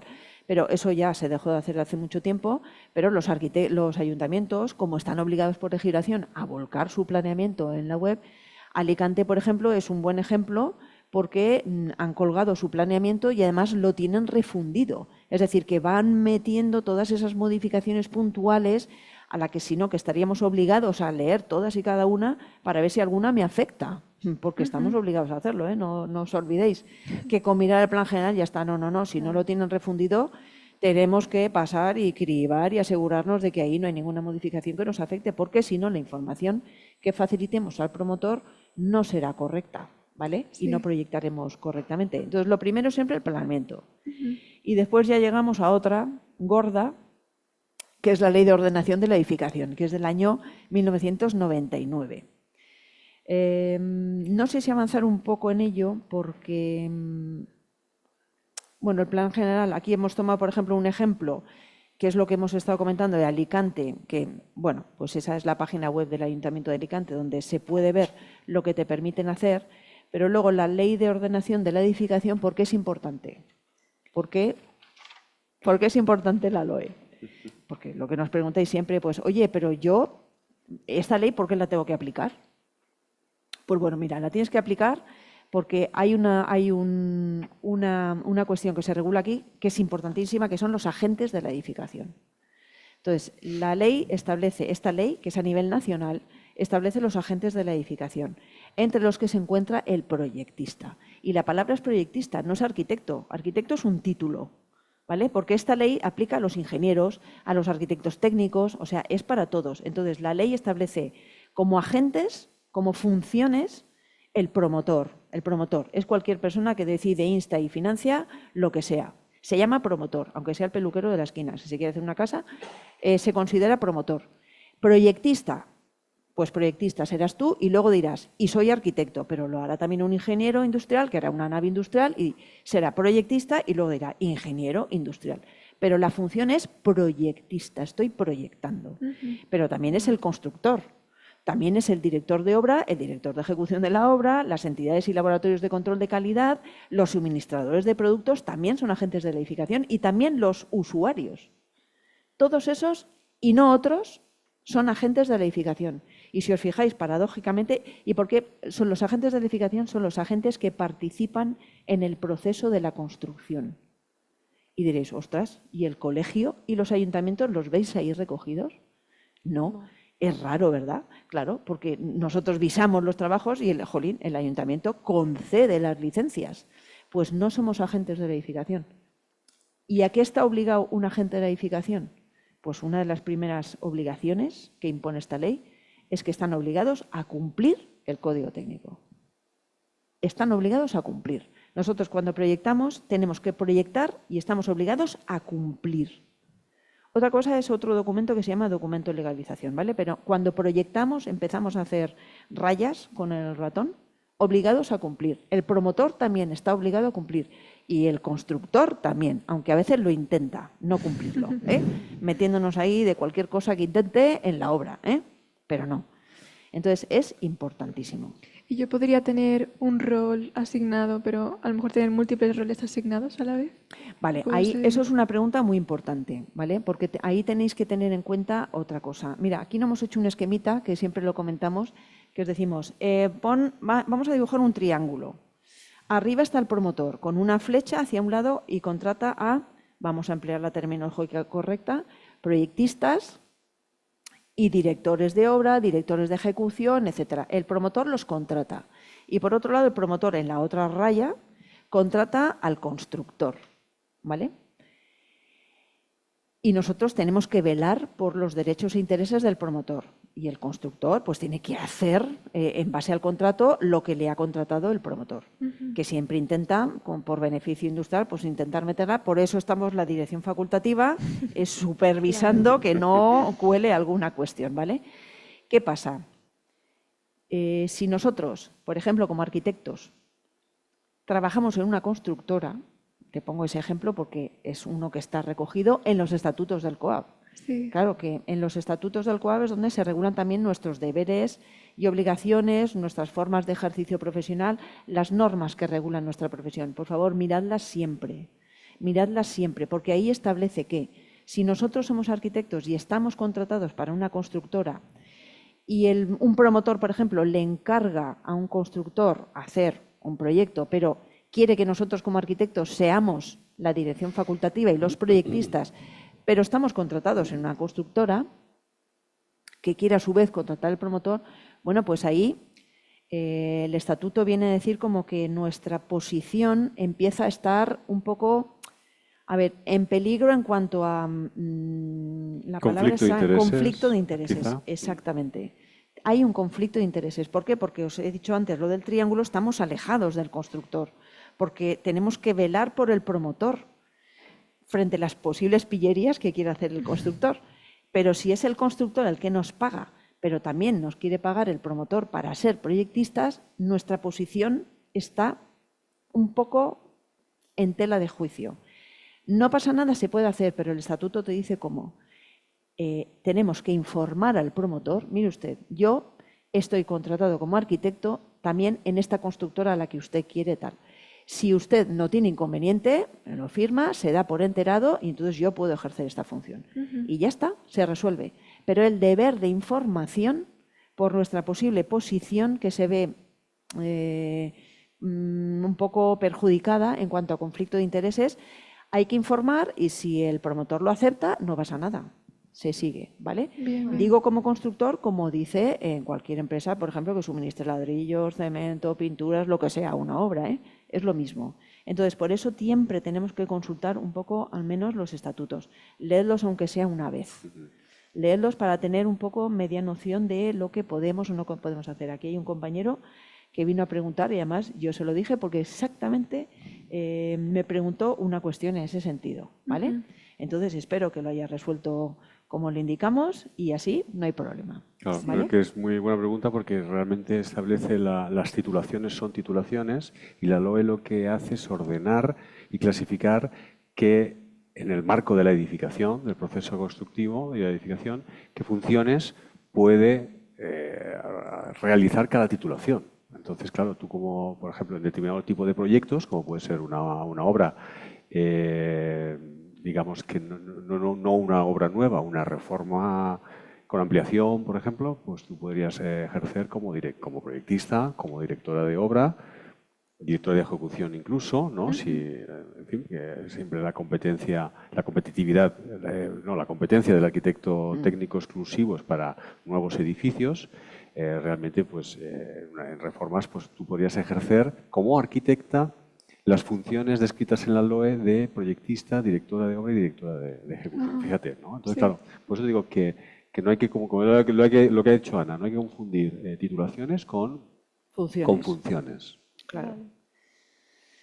Entonces, sí, precisamente con el tema de las normativas sí que nos hemos fijado en que cuesta mucho de entender por dónde empezar a leerlo, de dónde, qué hay que buscar exactamente nada más empezar el proyecto, porque hay mucho documento, hay muchas hojas, Claro. Sí, aluden hay a leyes que muchos son temas a la vez. extensísimas, claro. Por eso No, mismo. una cosa que la LOE a mí siempre me abrió el conocimiento de decir, oye, ¿de dónde viene todo eso que tenemos que justificar? Pues en la LOE viene de una forma muy abierta y que insinúa básicamente lo que hay que hacer y que luego se desarrolla, que es cuando la LOE habla de los requisitos básicos de la edificación, ¿no? La LOE de repente dice que cuando es edificación, cuando nosotros trabajamos un proyecto de edificación, sabemos que el resultado tiene que tener unos requisitos básicos de funcionalidad, habitabilidad, ¿vale? Y seguridad. ¿Qué pasa? Claro, la LOE lo deja ahí. Pero luego, ¿qué pasó? Eso fue en el 1999. Claro, luego, ¿qué pasó? Pues claro, esos requisitos básicos tuvieron que formularse nuevos documentos, nueva legislación, nueva normativa para poder garantizar esos requisitos básicos. ¿Cómo? Mediante unas exigencias básicas que vienen definidas en lo que luego llamamos código técnico, que salió en el 2006 y que viene a decir que si usted sigue y cumple esta documentación, que es lo que nosotros queremos poner como herramientas de visado a nivel más automático y menos farragoso, podrá garantizar esos requisitos que pide la LOE. Entonces, claro, ¿de dónde viene tanta documentación? Pues el origen es ese. El origen es que tu trabajo tiene que tener unas prestaciones, unas garantías, sobre todo para el ciudadano, para el consumidor, al final, y una seguridad que es necesaria. ¿Cómo hacerlo? Pues mediante la justificación de diferentes normativas. De los documentos básicos, claro. De los Pero bueno, documentos. en lo que es la respuesta a tu pregunta, como norma, como criterio así o forma de proceder en general con todas las legislaciones, debéis empezar siempre, siempre, siempre a abordar una legislación leyendo, yo lo leería en este orden, el ámbito de aplicación de una normativa, eso siempre. Hay que saber si te toca. Si te toca aplicar esa normativa o no. Tú tienes que saber si estás ahí dentro o no. Y eso se suele regular en un artículo, siempre suelen ser los primeros, el 1, el 2 o el 3, pero no más allá, que se llama ámbito de aplicación, que te explica, mira, esta ley se aplica a estos casos. ¿Vale? Eso es lo primero que tenéis que ver siempre en una normativa. Y otra cuestión que tenéis que ver siempre, posterior, es la entrada en vigor. Hay un artículo, también siempre en todas estas normativas, un artículo que está siempre para el final, que suele decir entrada en vigor y te dice desde cuándo se empieza a aplicar esa normativa. Esas dos cosas os las tenéis que grabar al fuego para todas las cuestiones normativas que queráis mirar. Y eso lo tenéis que combinar con otra, que a fecha de hoy está regulada en el Decreto Legislativo 1/2021, que es el texto refundido de la LOTUP, que la LOTUP, que os sonará, que es la Ley 5 de 2014, se viene modificando, ya creo que van por la número, 18, 19 modificaciones, pero es un artículo que dice lo mismo y pero además viene de leyes anteriores, de la LUB, de la RAU, es el mismo artículo que se va copiando de una ley a otra, lo único que va cambiando es el número de artículo. Y que viene a decir así, por explicarlo claramente, que las normativas de aplicación y el planeamiento a los proyectos son los que están vigentes cuando se concede la licencia, cuando se concede.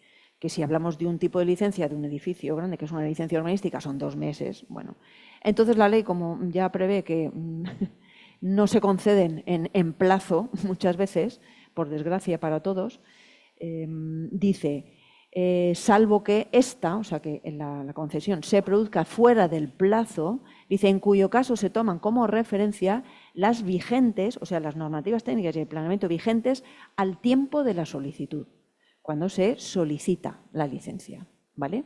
Entonces, si combináis ese artículo junto con estos que estamos diciendo de criterios generales de ver legislaciones, decir, a ver, pues ¿cuándo va a solicitar el promotor licencia?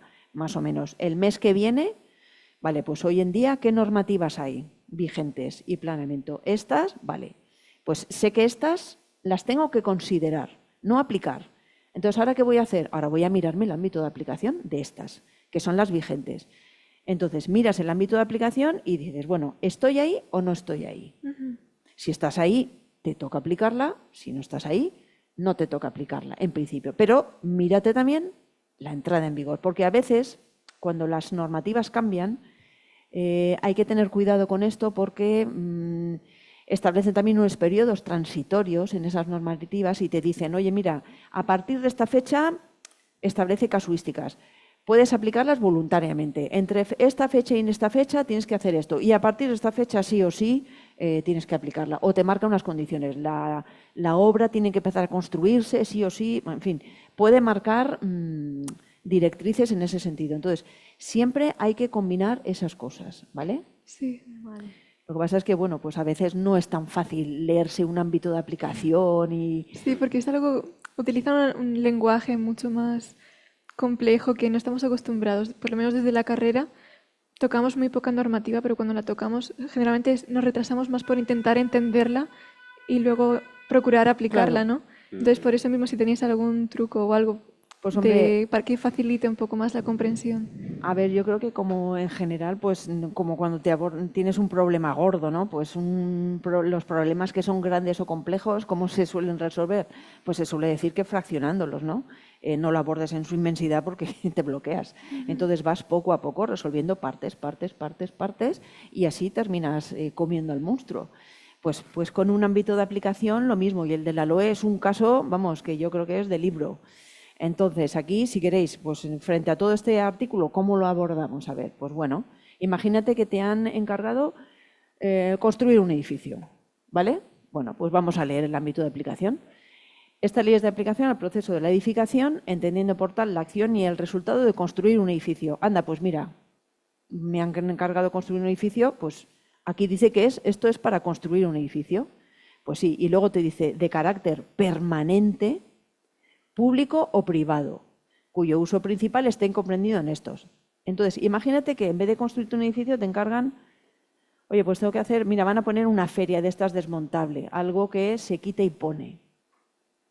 Pues aquí dices, a ver, voy a construir un edificio de carácter permanente. Veis que me estoy haciendo una pregunta. ¿Estoy construyendo un edificio de carácter permanente? La primera pregunta. No. Pues si es que sí, sigues avanzando. Si es que no, digo, pues hemos acabado. No se aplica la LOE. No estoy dentro del ámbito de aplicación. Otro ejemplo, me han encargado de derribar todo el edificio. Derribar todo el edificio. Y hago hincapié en todo, ¿eh? No digo parte. Estoy hablando de derribar todo el edificio. Lo lees. Es de aplicación, el proceso de edificación, entendido por tal la acción y el resultado de construir un edificio. Y te preguntas, ¿pero yo voy a construir un edificio? Pues no, precisamente lo contrario, lo voy a derribar. ¿Eso qué significa? Que los derribos no están en la LOE. No estoy en la LOE. Entonces, un caso y vamos a ir ya a los complejos. Me han encargado, pues no sé, a ver, una reforma, voy a reformar un edificio, pero jolín, es, no sé, pues la Casa Carbonell o es un edificio así protegido, ¿vale? Que son dos tonterías, si no es nada, si es la escalera y la fachada, son como obra en sí es pequeñita, pero es un edificio, vale, pues entonces hay un apartado 2 en el que nos tenemos que fijar que te dice, tendrán la consideración de edificación, y la palabra edificación es la clave, ¿vale? A los efectos de lo dispuesto en esta ley y requerirán un proyecto tal, los siguientes obras. Dice, obras de edificación de nueva construcción. Entonces yo leo, a ver, me han encargado reformar la Casa Carbonell, la escalera y la fachada. Y yo leo, obras de edificación de nueva construcción. ¿Estoy ahí? No. No. Ahora vamos a ver y yo os voy a ir haciendo las preguntas. Sigo leyendo. B. Todas las intervenciones sobre los edificios existentes, hay una coma y yo me paro. ¿Estoy interviniendo en un edificio existente? Sí. Te han encargado, nos acordamos, te han encargado reformar la Casa Carbonell, la escalera y la fachada. Yo te pregunto, ¿te han encargado intervenir en un edificio existente? Sí. Si es que sí, sigues leyendo, de momento estás en la LOE, ¿vale? Vamos a ver si nos libramos, que es lo que intentamos todos, ¿vale? Seguimos leyendo. Aquí te explica. Siempre y cuando alteren su configuración arquitectónica. Entonces, ahora te vuelves a hacer otra pregunta. Pues, yo estoy alterando la configuración arquitectónica, pero ojo, porque a veces no hay que dejar de leer solo donde pone la coma, hay que ampliar un poquito más. Porque te dice, entendiendo por tales, ojo, no te tienes que parar en lo anterior porque te dice, a ver, esto te lo voy a explicar un poco más. Y te dice, entendiendo por tales, o sea, las intervenciones, las que tengan carácter de intervención total, entonces tú te preguntas ahí, vale, yo lo que voy a hacer tiene carácter de intervención total. ¿Me han encargado la reforma, la rehabilitación total del edificio? No. No, entera no. No, ¿vale? Entonces aquí en principio dirías, vale, de momento aquí parece ser que no estoy, pero dice ojo que o no es que ya ha dejado leer, es o esto o lo otro, o sea, te obliga a seguir leyendo un o. Es que por eso es muy importante saber leer la legislación, porque las palabras, todas y cada una importan. Te dicen o, no puedes dejar de leer, ¿vale? Y entonces sigue. Las parciales, ¿estás haciendo una intervención parcial? De momento sí, ¿vale? Sí. Ves que si te dejas de leer en la anterior te habrías equivocado, porque el o es muy importante. Sigue siendo una intervención parcial, pero te dice más, te matiza. Que produzcan una variación esencial de la composición general exterior. Entonces tú ahí, dependiendo de lo que te hayan encargado, la composición sabemos que normalmente pues, es la proporción de los huecos macizos, la relación entre la proporcionalidad de los huecos, de las ventanas. Entonces tú tienes que ver, hombre, si te han encargado hacer un muro cortina delante de la casa Carbonell, pues la composición estás interviniendo, ¿vale? Bueno. Entonces dirás, vale, pues sigo o no sigo. Pero ojo, siempre que tengáis intervenciones así, estos parrafitos tenéis que leerlos todos, porque puede ser que no estéis en muchos de ellos, pero ¡plum! En el último, a lo mejor resulta que sí que estáis. Entonces llevad mucho cuidado cuando hagáis una intervención en un edificio, porque este parrafito tenéis que ir haciéndoos todas las preguntas, pero terminad, tenéis que terminar, porque a lo mejor resulta que no estáis en ninguno, pero en el último sí. ¿Vale? Terminad de leerlo, porque esto es que tiene un poquito de trampa, ¿vale? Sí. Entonces, si ves que seguimos leyendo que produzcan la composición general exterior, las características, tal, ¿vale? Pues a lo mejor resulta que no estás todavía ahí, ¿vale? Pero tienes otro apartado, C. Vamos a seguir leyendo. Obras que tengan el carácter de intervención total, edificaciones dispongan algún tipo, y aquí empezamos, algún tipo de protección de carácter ambiental o histórico-artístico, ojo. Y entonces tú te tienes que mirar ese edificio, tienes que mirarte el planeamiento, porque en el planeamiento y concretamente el Plan General de Alicante tienes en los planos de calificación, algunos edificios tienen una EP encima que se ve EP, se ve poquito, pero se ve EP, que significa edificio protegido. O puede estar recogido en un catálogo, ¿vale? Que también es otro documento donde con fotos te dice además lo que se puede exactamente hacer y lo que no se puede hacer. Entonces, si da la casualidad que estás en un edificio protegido, pues estás en la LOE. Te has ido librando de todo, pero aunque la Al obrita final ya sea no. una chorrada, estás en la LOE. Entonces, la LOE, para saber si estás o no estás, no es fácil, porque muchas cosas son interpretables y muchas veces llamáis al colegio pretendiendo que os digamos sí o no. Y los sí o no, muchas veces en legislación, hay muchos matices. Porque cuando son cosas interpretables podemos ver una cosa. Hay veces que una simple coma ha cambiado pero diametralmente el sentido de una legislación y el sentido de un ámbito de aplicación, ¿eh? Una coma. Y ha habido juicios. Por Mejor eso. el cuello, por una coma, porque lo puedes entender de una manera o puedes entender de otra. O sea que, fijaos también, el legislador ha de ser ducho en el sentido de que hay que escribir las cosas bien escritas, porque si se prestan a interpretación ya vamos mal. Pero bueno, pues es lo que tenemos. Pero hay que seguir avanzando, porque luego hay otro apartado. Dice, se considerarán comprendidas, el apartado 3, se considerarán comprendidas en la edificación las instalaciones fijas y el equipamiento propio, así como elementos de urbanización que permanezcan adscritos al edificio. ¿Y eso qué podría ser? Pues una piscina de una vivienda unifamiliar o de un bloque de viviendas, pues le viene la instalación normalmente del edificio, está dentro de la urbanización del solar. Nosotros hemos, efectivamente, en eso, además se ha elaborado esa herramienta que os he dicho para hacer proyectos de piscinas, considerando que están en este apartado, porque además es un equipamiento también de la vivienda, Sí. como una cocina, un lavadero, un trastero, pues también tiene piscina y además es que es una instalación fija. Y depende del edificio. Bebe agua del edificio y lo más probable es que tire el agua del edificio o ya hacia otra canalización. Pero se consideran edificación, ¿vale? Vale. Ok. Entonces, problemas gordos, fraccionarlos, lecturas gordas, ir poco a poco, transformándolos en preguntas, pero terminad de leerlo con las preguntas. Y si el resultado a todo es que no, pues no estáis en esa. Y la segunda sería ver desde cuándo se aplica eso, porque a lo mejor esto, imaginaos que es una legislación que entra en vigor dentro de un año o de 6 meses y vosotros vais a presentar el proyecto ya, pues no se aplicaría. No tendríais que entrar en todas estas cuestiones, ¿vale? Sí.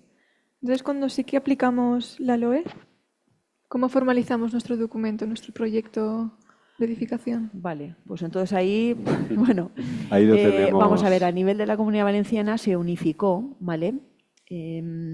Porque al final no tiene sentido que haya legislaciones que regulen contenidos de trabajos y esto no se haya puesto un poco en orden. Entonces, en el COAB, en la parte de servicios, visado, documentación de visado, documentación común, ahí es donde tenéis colgados estos ficheros, que es contenido mínimo de los trabajos y protocolo de visado y la ficha urbanística.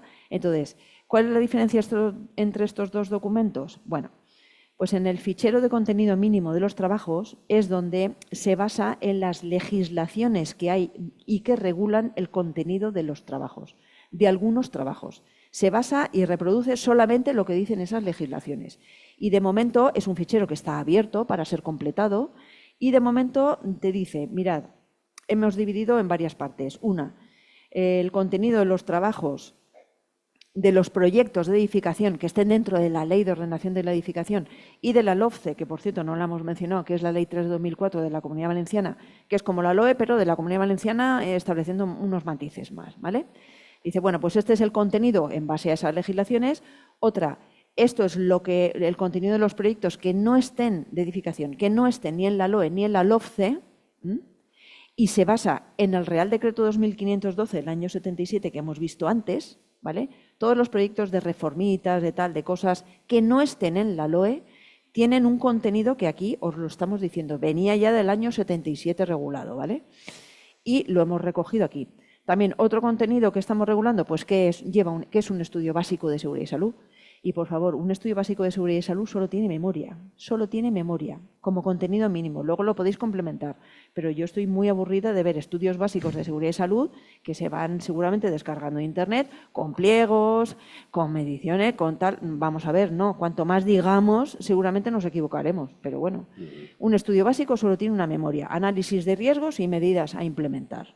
Luego también se regula qué es lo que tiene un estudio de seguridad y salud. Ese sí que tiene la memoria, que es el estudio básico, básicamente, pliego, mediciones, presupuesto y unos planos. Y los planos se llaman estudio de seguridad y salud de edificio de viviendas. ¿Y por qué? Pues porque un estudio de seguridad es un tipo de trabajo. Como es un tipo de trabajo, su nombre es estudio de seguridad y salud de lo que sea. Y ese nombre es el mismo en todos los lados. En los planos también. Es estudio de seguridad y salud de edificio de 17 viviendas. No es edificio de 17 viviendas, plano de seguridad y salud, no. El tipo de trabajo es estudio de seguridad y salud y tendrá varios planos. Uno será de situación, otro de emplazamiento, otro de distancias próximas a los centros de no sé cuánto, medidas de tal, las redes de no sé cuánto, tendrá varios planos, ¿vale? Y luego hay otro apartado último donde hemos conseguido regular lo que es un proyecto de derribo, ¿vale? ¿Qué es lo que tiene un proyecto de derribo?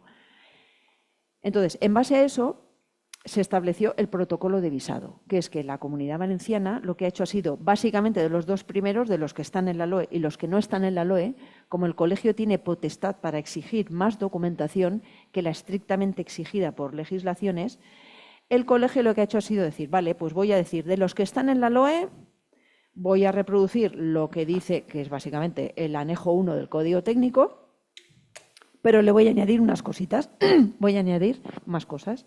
Pues, por ejemplo, un ejemplo tonto, la ficha urbanística. Bueno, pues la ficha urbanística la pide este colegio. El colegio de la Comunidad Valenciana, a lo mejor en Murcia, no lo piden. Y la ficha urbanística, aquí hay otra cosa que quiero dejar clara.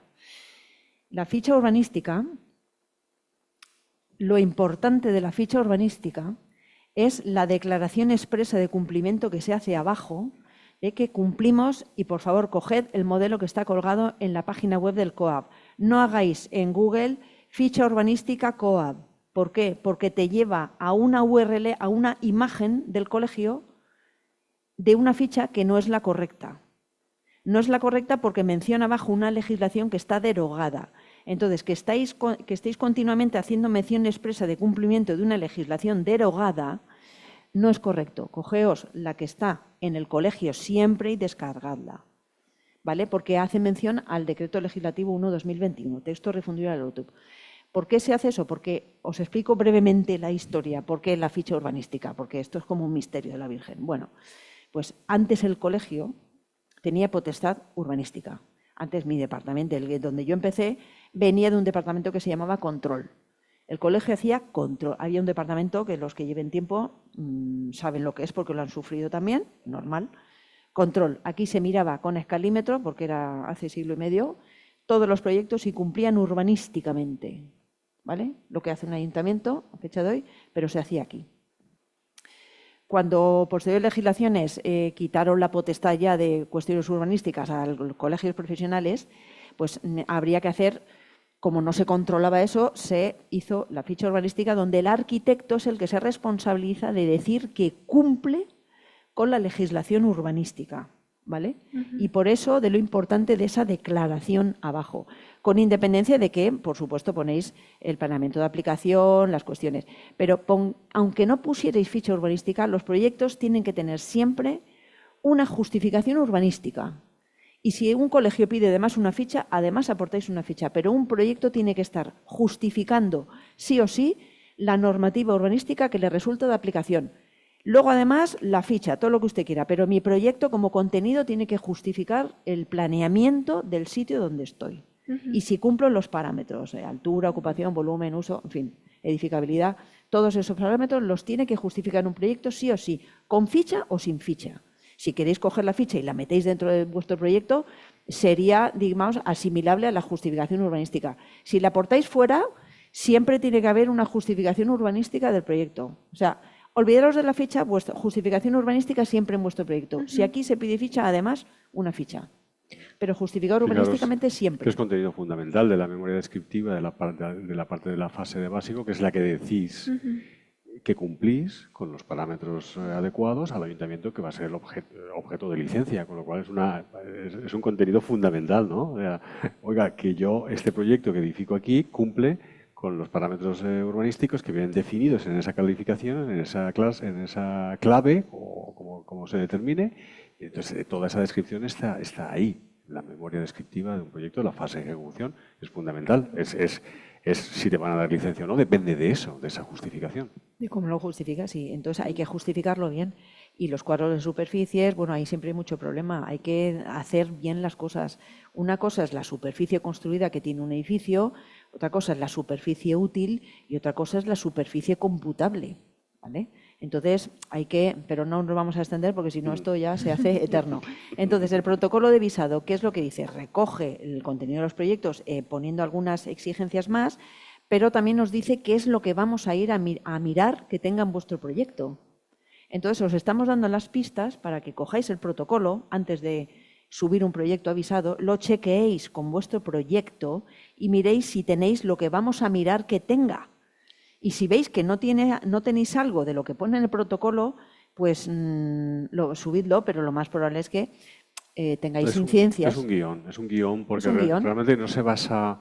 Sí que es verdad que el colegio ha llenado unos espacios que estaban vacíos a nivel de legislativo, a nivel de normativa, sobre el contenido, que no quedaban claros o que no quedaban definidos, pero realmente es lo que se basa fundamentalmente es en el código técnico, en la parte 1, el anejo 1 de la parte 1, que es donde viene el esquema de contenido de un proyecto de edificación, ¿no? Entonces, claro, nos basamos en eso y además en el contenido mínimo de los trabajos pues se realizó el ejercicio de, por ejemplo, incluso documentos de legalización, ¿no? Que es una cosa muy dispersa que no estaba ni está en ningún sitio, digamos, formalizada, y aquí el colegio puso orden y dijo, bueno, esta es la documentación mínima que se debe hacer para configurar este trabajo, porque el propósito de ese trabajo es este, ¿no? Entonces, bueno, pues puso un poco de orden. Al final, no es tanto una exigencia, sino tenéis que verlo como una guía, como un guión. Si cumplimentáis todos esos contenidos, el trabajo lo tendréis, pero no aquí, sino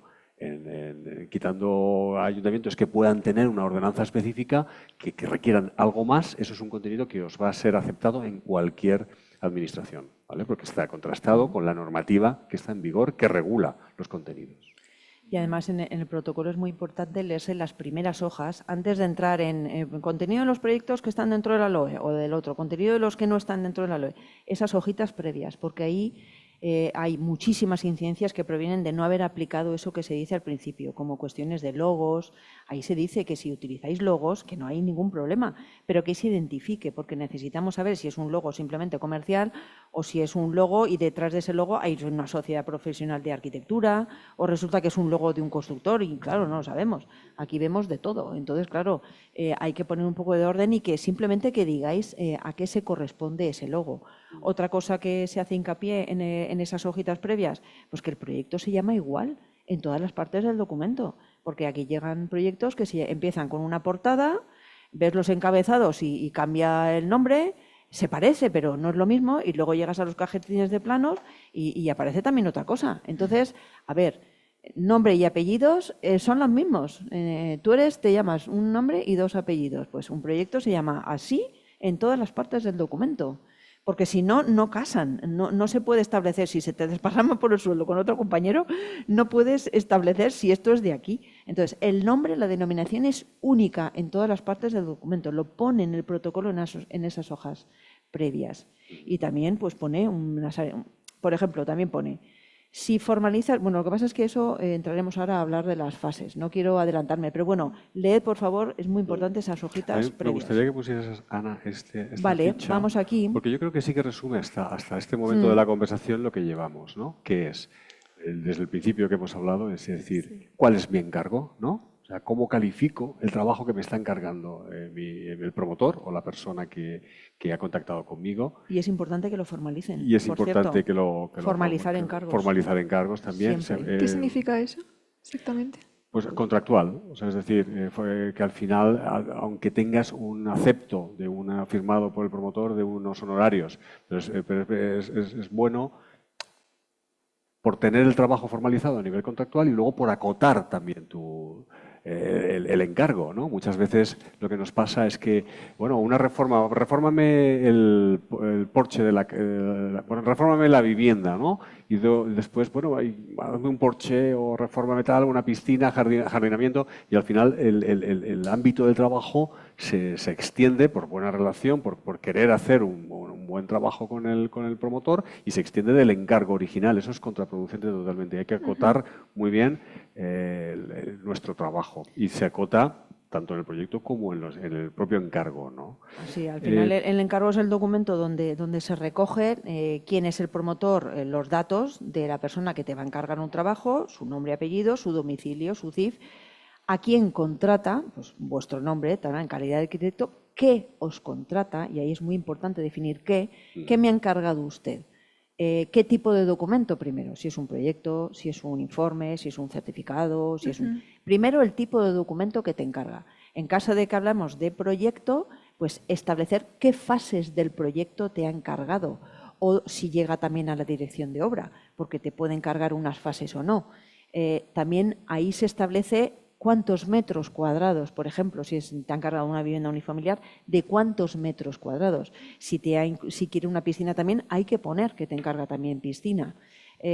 Ahí es donde se establece también lo que tú vas a cobrarle a ese señor y se establecen también modalidades, cómo te lo tiene que pagar y lo que tú te obligas a entregar. O sea, es un documento, tenéis algunos tipos también colgados en la página web y también tenemos una asesoría jurídica que os recomiendo, por favor, que antes, sobre todo si estáis comenzando, que antes de hacer un trabajo, de hacer un encargo y que os lo firmen, ese encargo os lo puede revisar la asesoría jurídica y sobre todo es muy importante poner siempre coletillas diciendo que los honorarios son por ese trabajo, que cualquier modificación, ampliación u otras tipologías de trabajos no se incluyen aquí, que se baremarán, por ejemplo, aparte, ¿vale? Porque tenemos que acotar, como bien ha dicho José, lo que nos está encargando y a lo que nos comprometemos por un precio.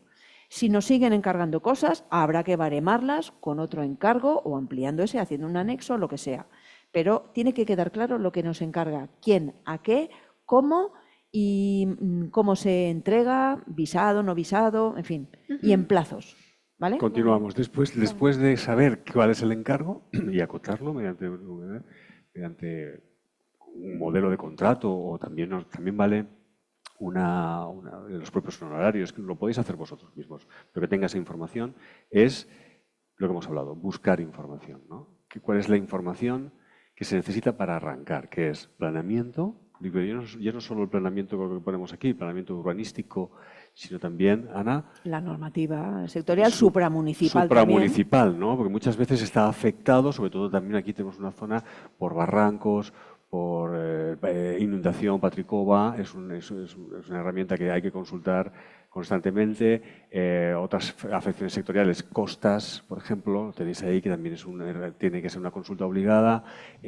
Parques naturales, confederación hidrográfica, confederación. Es decir, siempre hay supramunicipal también unos documentos de consulta que tenéis que ver, al menos si está afectado o no está afectado esa parcela en la que vais a trabajar, y si está afectado, cuáles son las condiciones, ¿no?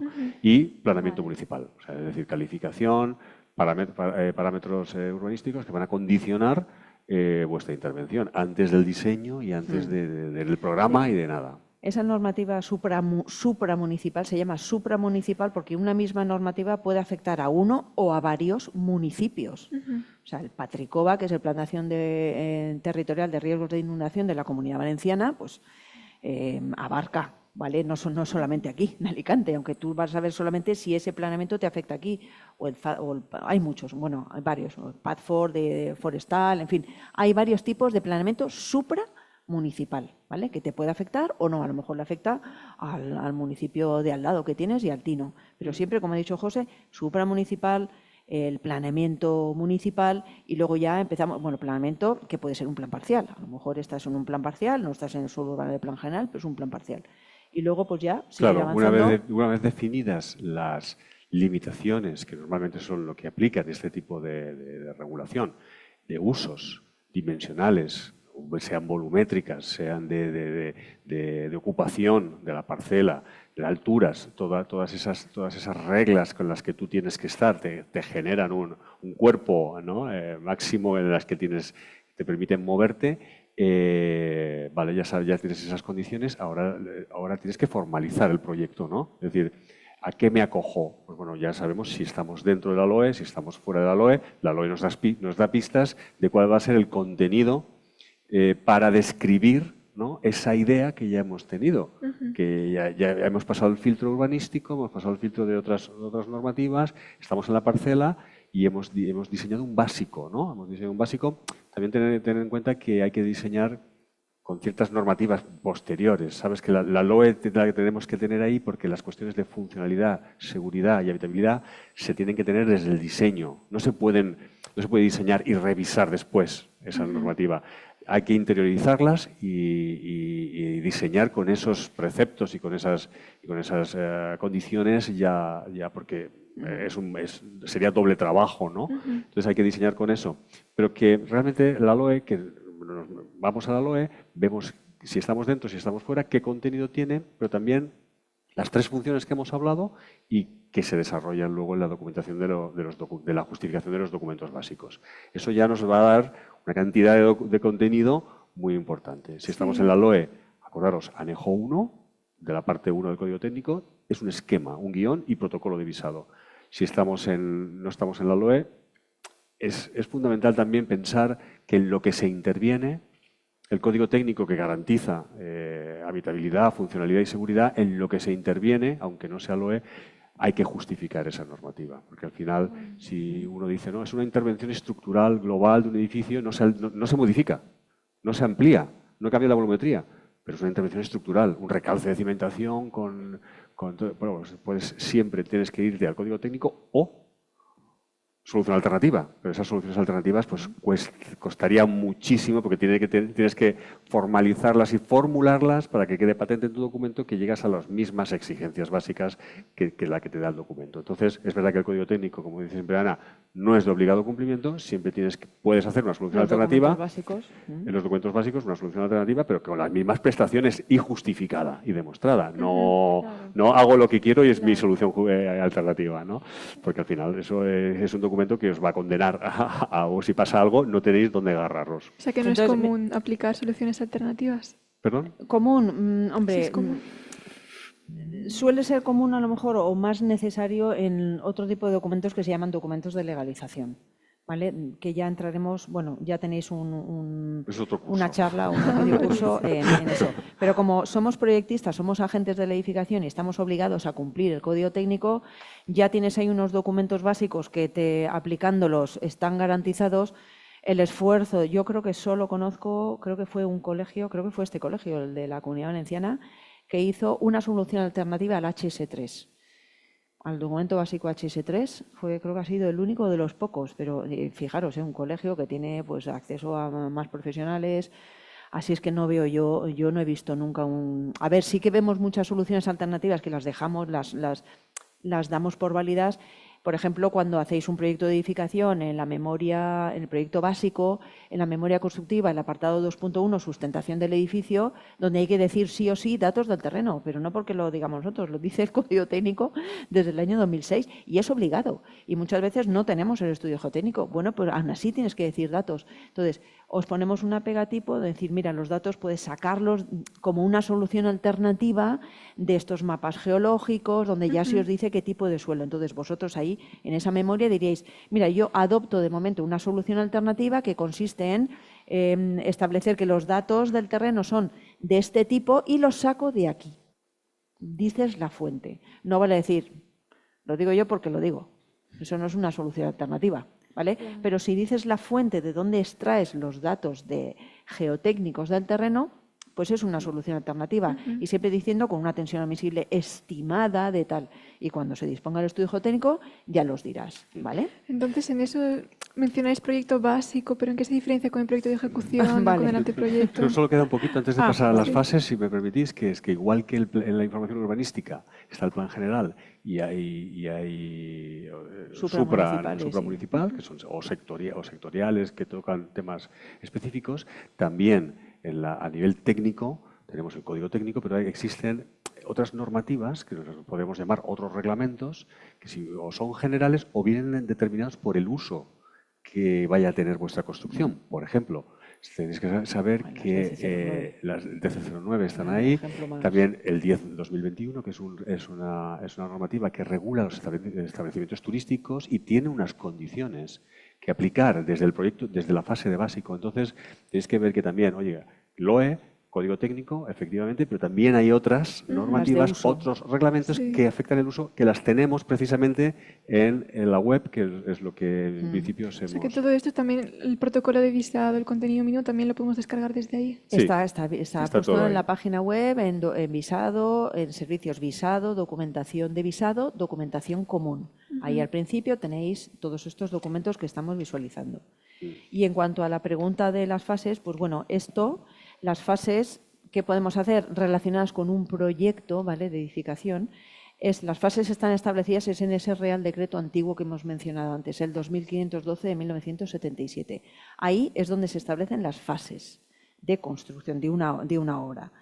Y no han cambiado, son las que son desde entonces. Y la primera son los estudios previos, y ahí tenéis lo que se puede hacer, pues unos croquis, unas ideas, con una orientación, pero siempre de costes, pero siempre como muy estimativo, muy orientativo.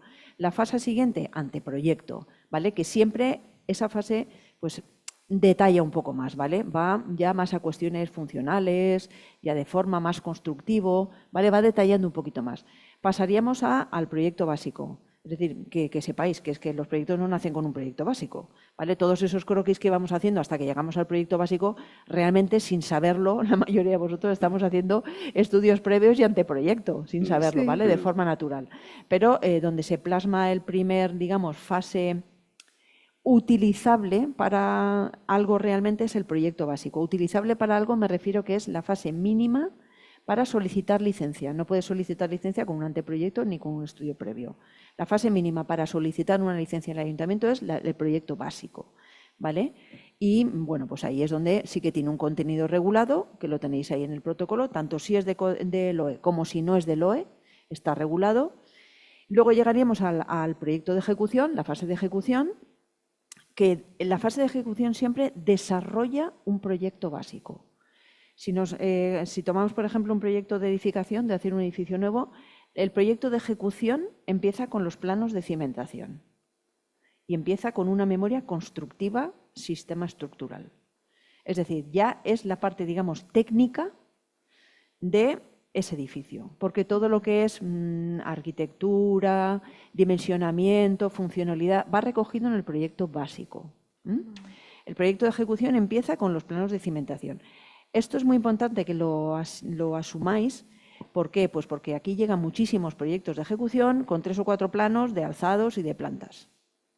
Entonces, ¿eso qué significa? A ver, si el proyecto de ejecución solo puede desarrollar un básico, no lo puede modificar. Si necesitáis modificar la distribución o unos alzados, eso no es proyecto de ejecución. Eso es proyecto básico modificado en la parte que toque y proyecto de ejecución. O sea, la ejecución no puede mover los tabiques, no puede. En la ejecución te va a decir ya si es ladrillo del 7, del 14, redondos del 18 y por dónde van las instalaciones y la composición de las fachadas. No te puede decir, no, pues ahora cambio la distribución. No. O sea que no se puede repetir nada. Podéis, vamos a ver. Pero advirtiendo que no hay ninguna modificación. Es que realmente en el básico se dice qué se va a hacer y en la ejecución cómo. Exacto. Si encuentras cosas, o sea, no se puede utilizar la fase de básico para hacer de ejecución para hacer modificaciones de básico. Eso no es correcto. Lo pueden incluir si lo incluyen en la denominación, exacto, evidentemente. Exacto. Tendríais que poner básico modificado y ejecución. Pero es un error muy común, Ana lo sabe, entregar ejecución con información de básico modificada. Pero sin decirlo.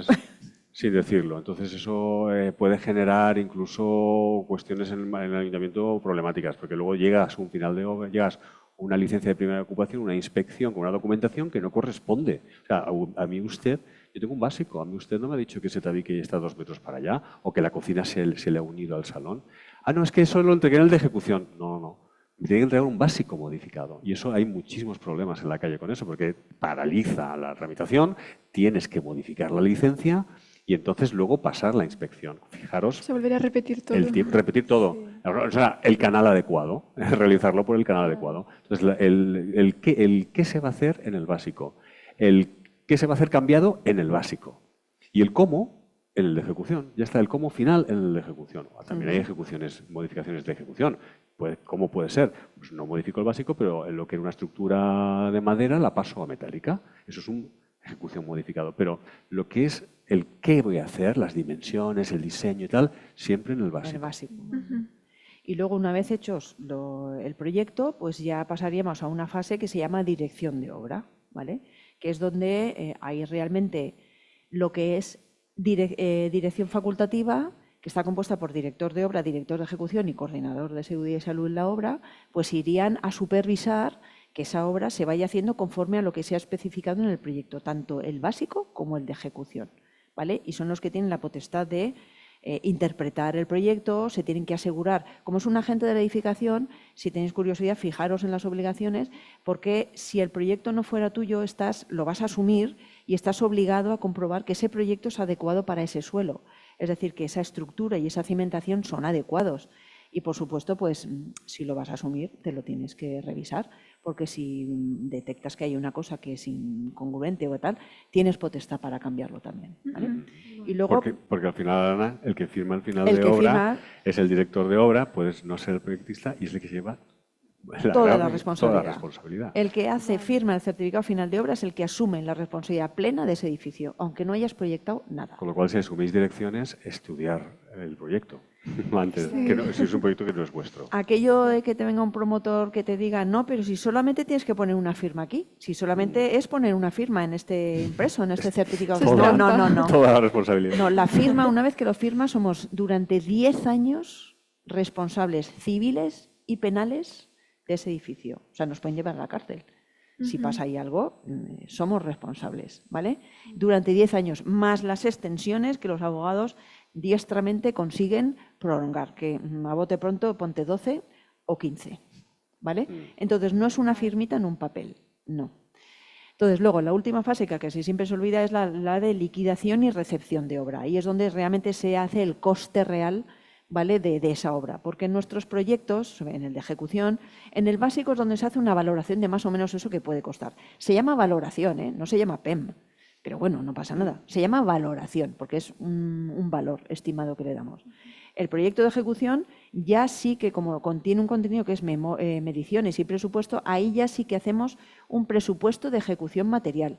Y ojo, no pasa nada, y sería lo más normal del mundo, que la valoración del básico no coincidiera con el PEM de la obra. ¿Por qué? Pues porque lo primero es una estimación, y cuando ya hemos definido las capas, los materiales, ya tenemos un valor, un presupuesto de ejecución material de la obra, con nuestra base de datos de precios de la construcción mucho más aproximado. No hay por qué ajustarlo al básico, ni pasa nada porque no se parezcan. Es que lo normal es que no se parezcan.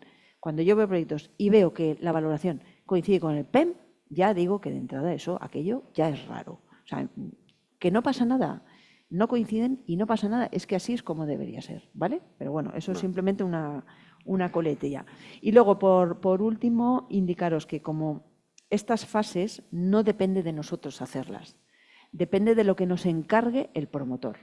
Porque como son fases, significa que son susceptibles de ser encargadas por el promotor de forma independiente, todas y cada una de ellas. Tú podrías hacer un estudio previo, tú un anteproyecto, yo un básico, tú un proyecto de ejecución, él llevar la dirección de obra y a otro encargarle la liquidación, ¿vale? Son fases independientes. Entonces, bueno, depende, por eso es muy importante en el encargo poner qué te está encargando exactamente. ¿Vale? Porque si me encarga solo un básico, pues me encargo un básico, se lo entrego y ya he terminado. Pero si me encarga todo, pues bueno, pues claro, es más trabajo, ¿vale? Bueno, ¿cómo lo veis? ¿Hemos conseguido hacer un pequeño mapa de iniciación? ¿O no? Sí, pues es un mapa muy completo. Sí, claro, más por situar un poco los pies, un poco de visualizar qué campo nos espera, ¿no? Cuando salgamos del ámbito más académico allá a la aplicación profesional, que siempre nos hacemos esas preguntas, pero cuando lo consultamos a lo mejor con los profesores, que es nuestra vía más próxima a esa faceta que todavía no hemos entrado, pues son experiencias muy acotadas o que nos sirven únicamente referencia un poquito. Pero consideramos que con este tipo de actividades, también de conversar, de mostrarlo al público, nos favorece a todos en general. Claro. Aparte que es que la profesión es que es muy amplia. Aquí hemos abordado solamente, bueno, una parte, pues por ejemplo, arquitectos trabajando por cuenta ajena aquí en este colegio, también autónomos, bueno, el José ejerce, yo he ejercido, pero hay otros compañeros que pueden ejercer de formas muy diferentes a lo que nosotros hemos expresado aquí. O sea, es que el ejercicio de la profesión es súper amplio. Es muy amplio.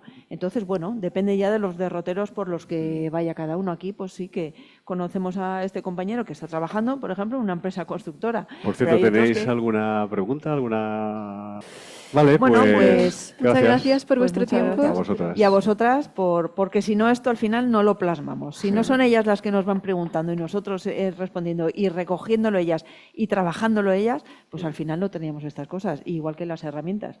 O sea que muchas gracias desde aquí a todos los becarios que habéis ido pasando por aquí, porque nosotros desde el Departamento de Visado, para hacer esto no habríamos visado, habríamos tenido todos descontentísimos, con retrasos y aún así pues hacemos todo lo que podemos. Claro. Pero gracias a esta colaboración pues el colegio puede ofrecer herramientas y cuestiones pues que son de utilidad para todos, ¿vale? Yo espero que haya hablar bien de nosotros en la universidad y que venga el año que viene para poder continuar. Y que sigáis viniendo porque la verdad que os necesitamos, porque es que no damos para tanto, no podemos. Entonces, bueno, pues es una buena unión.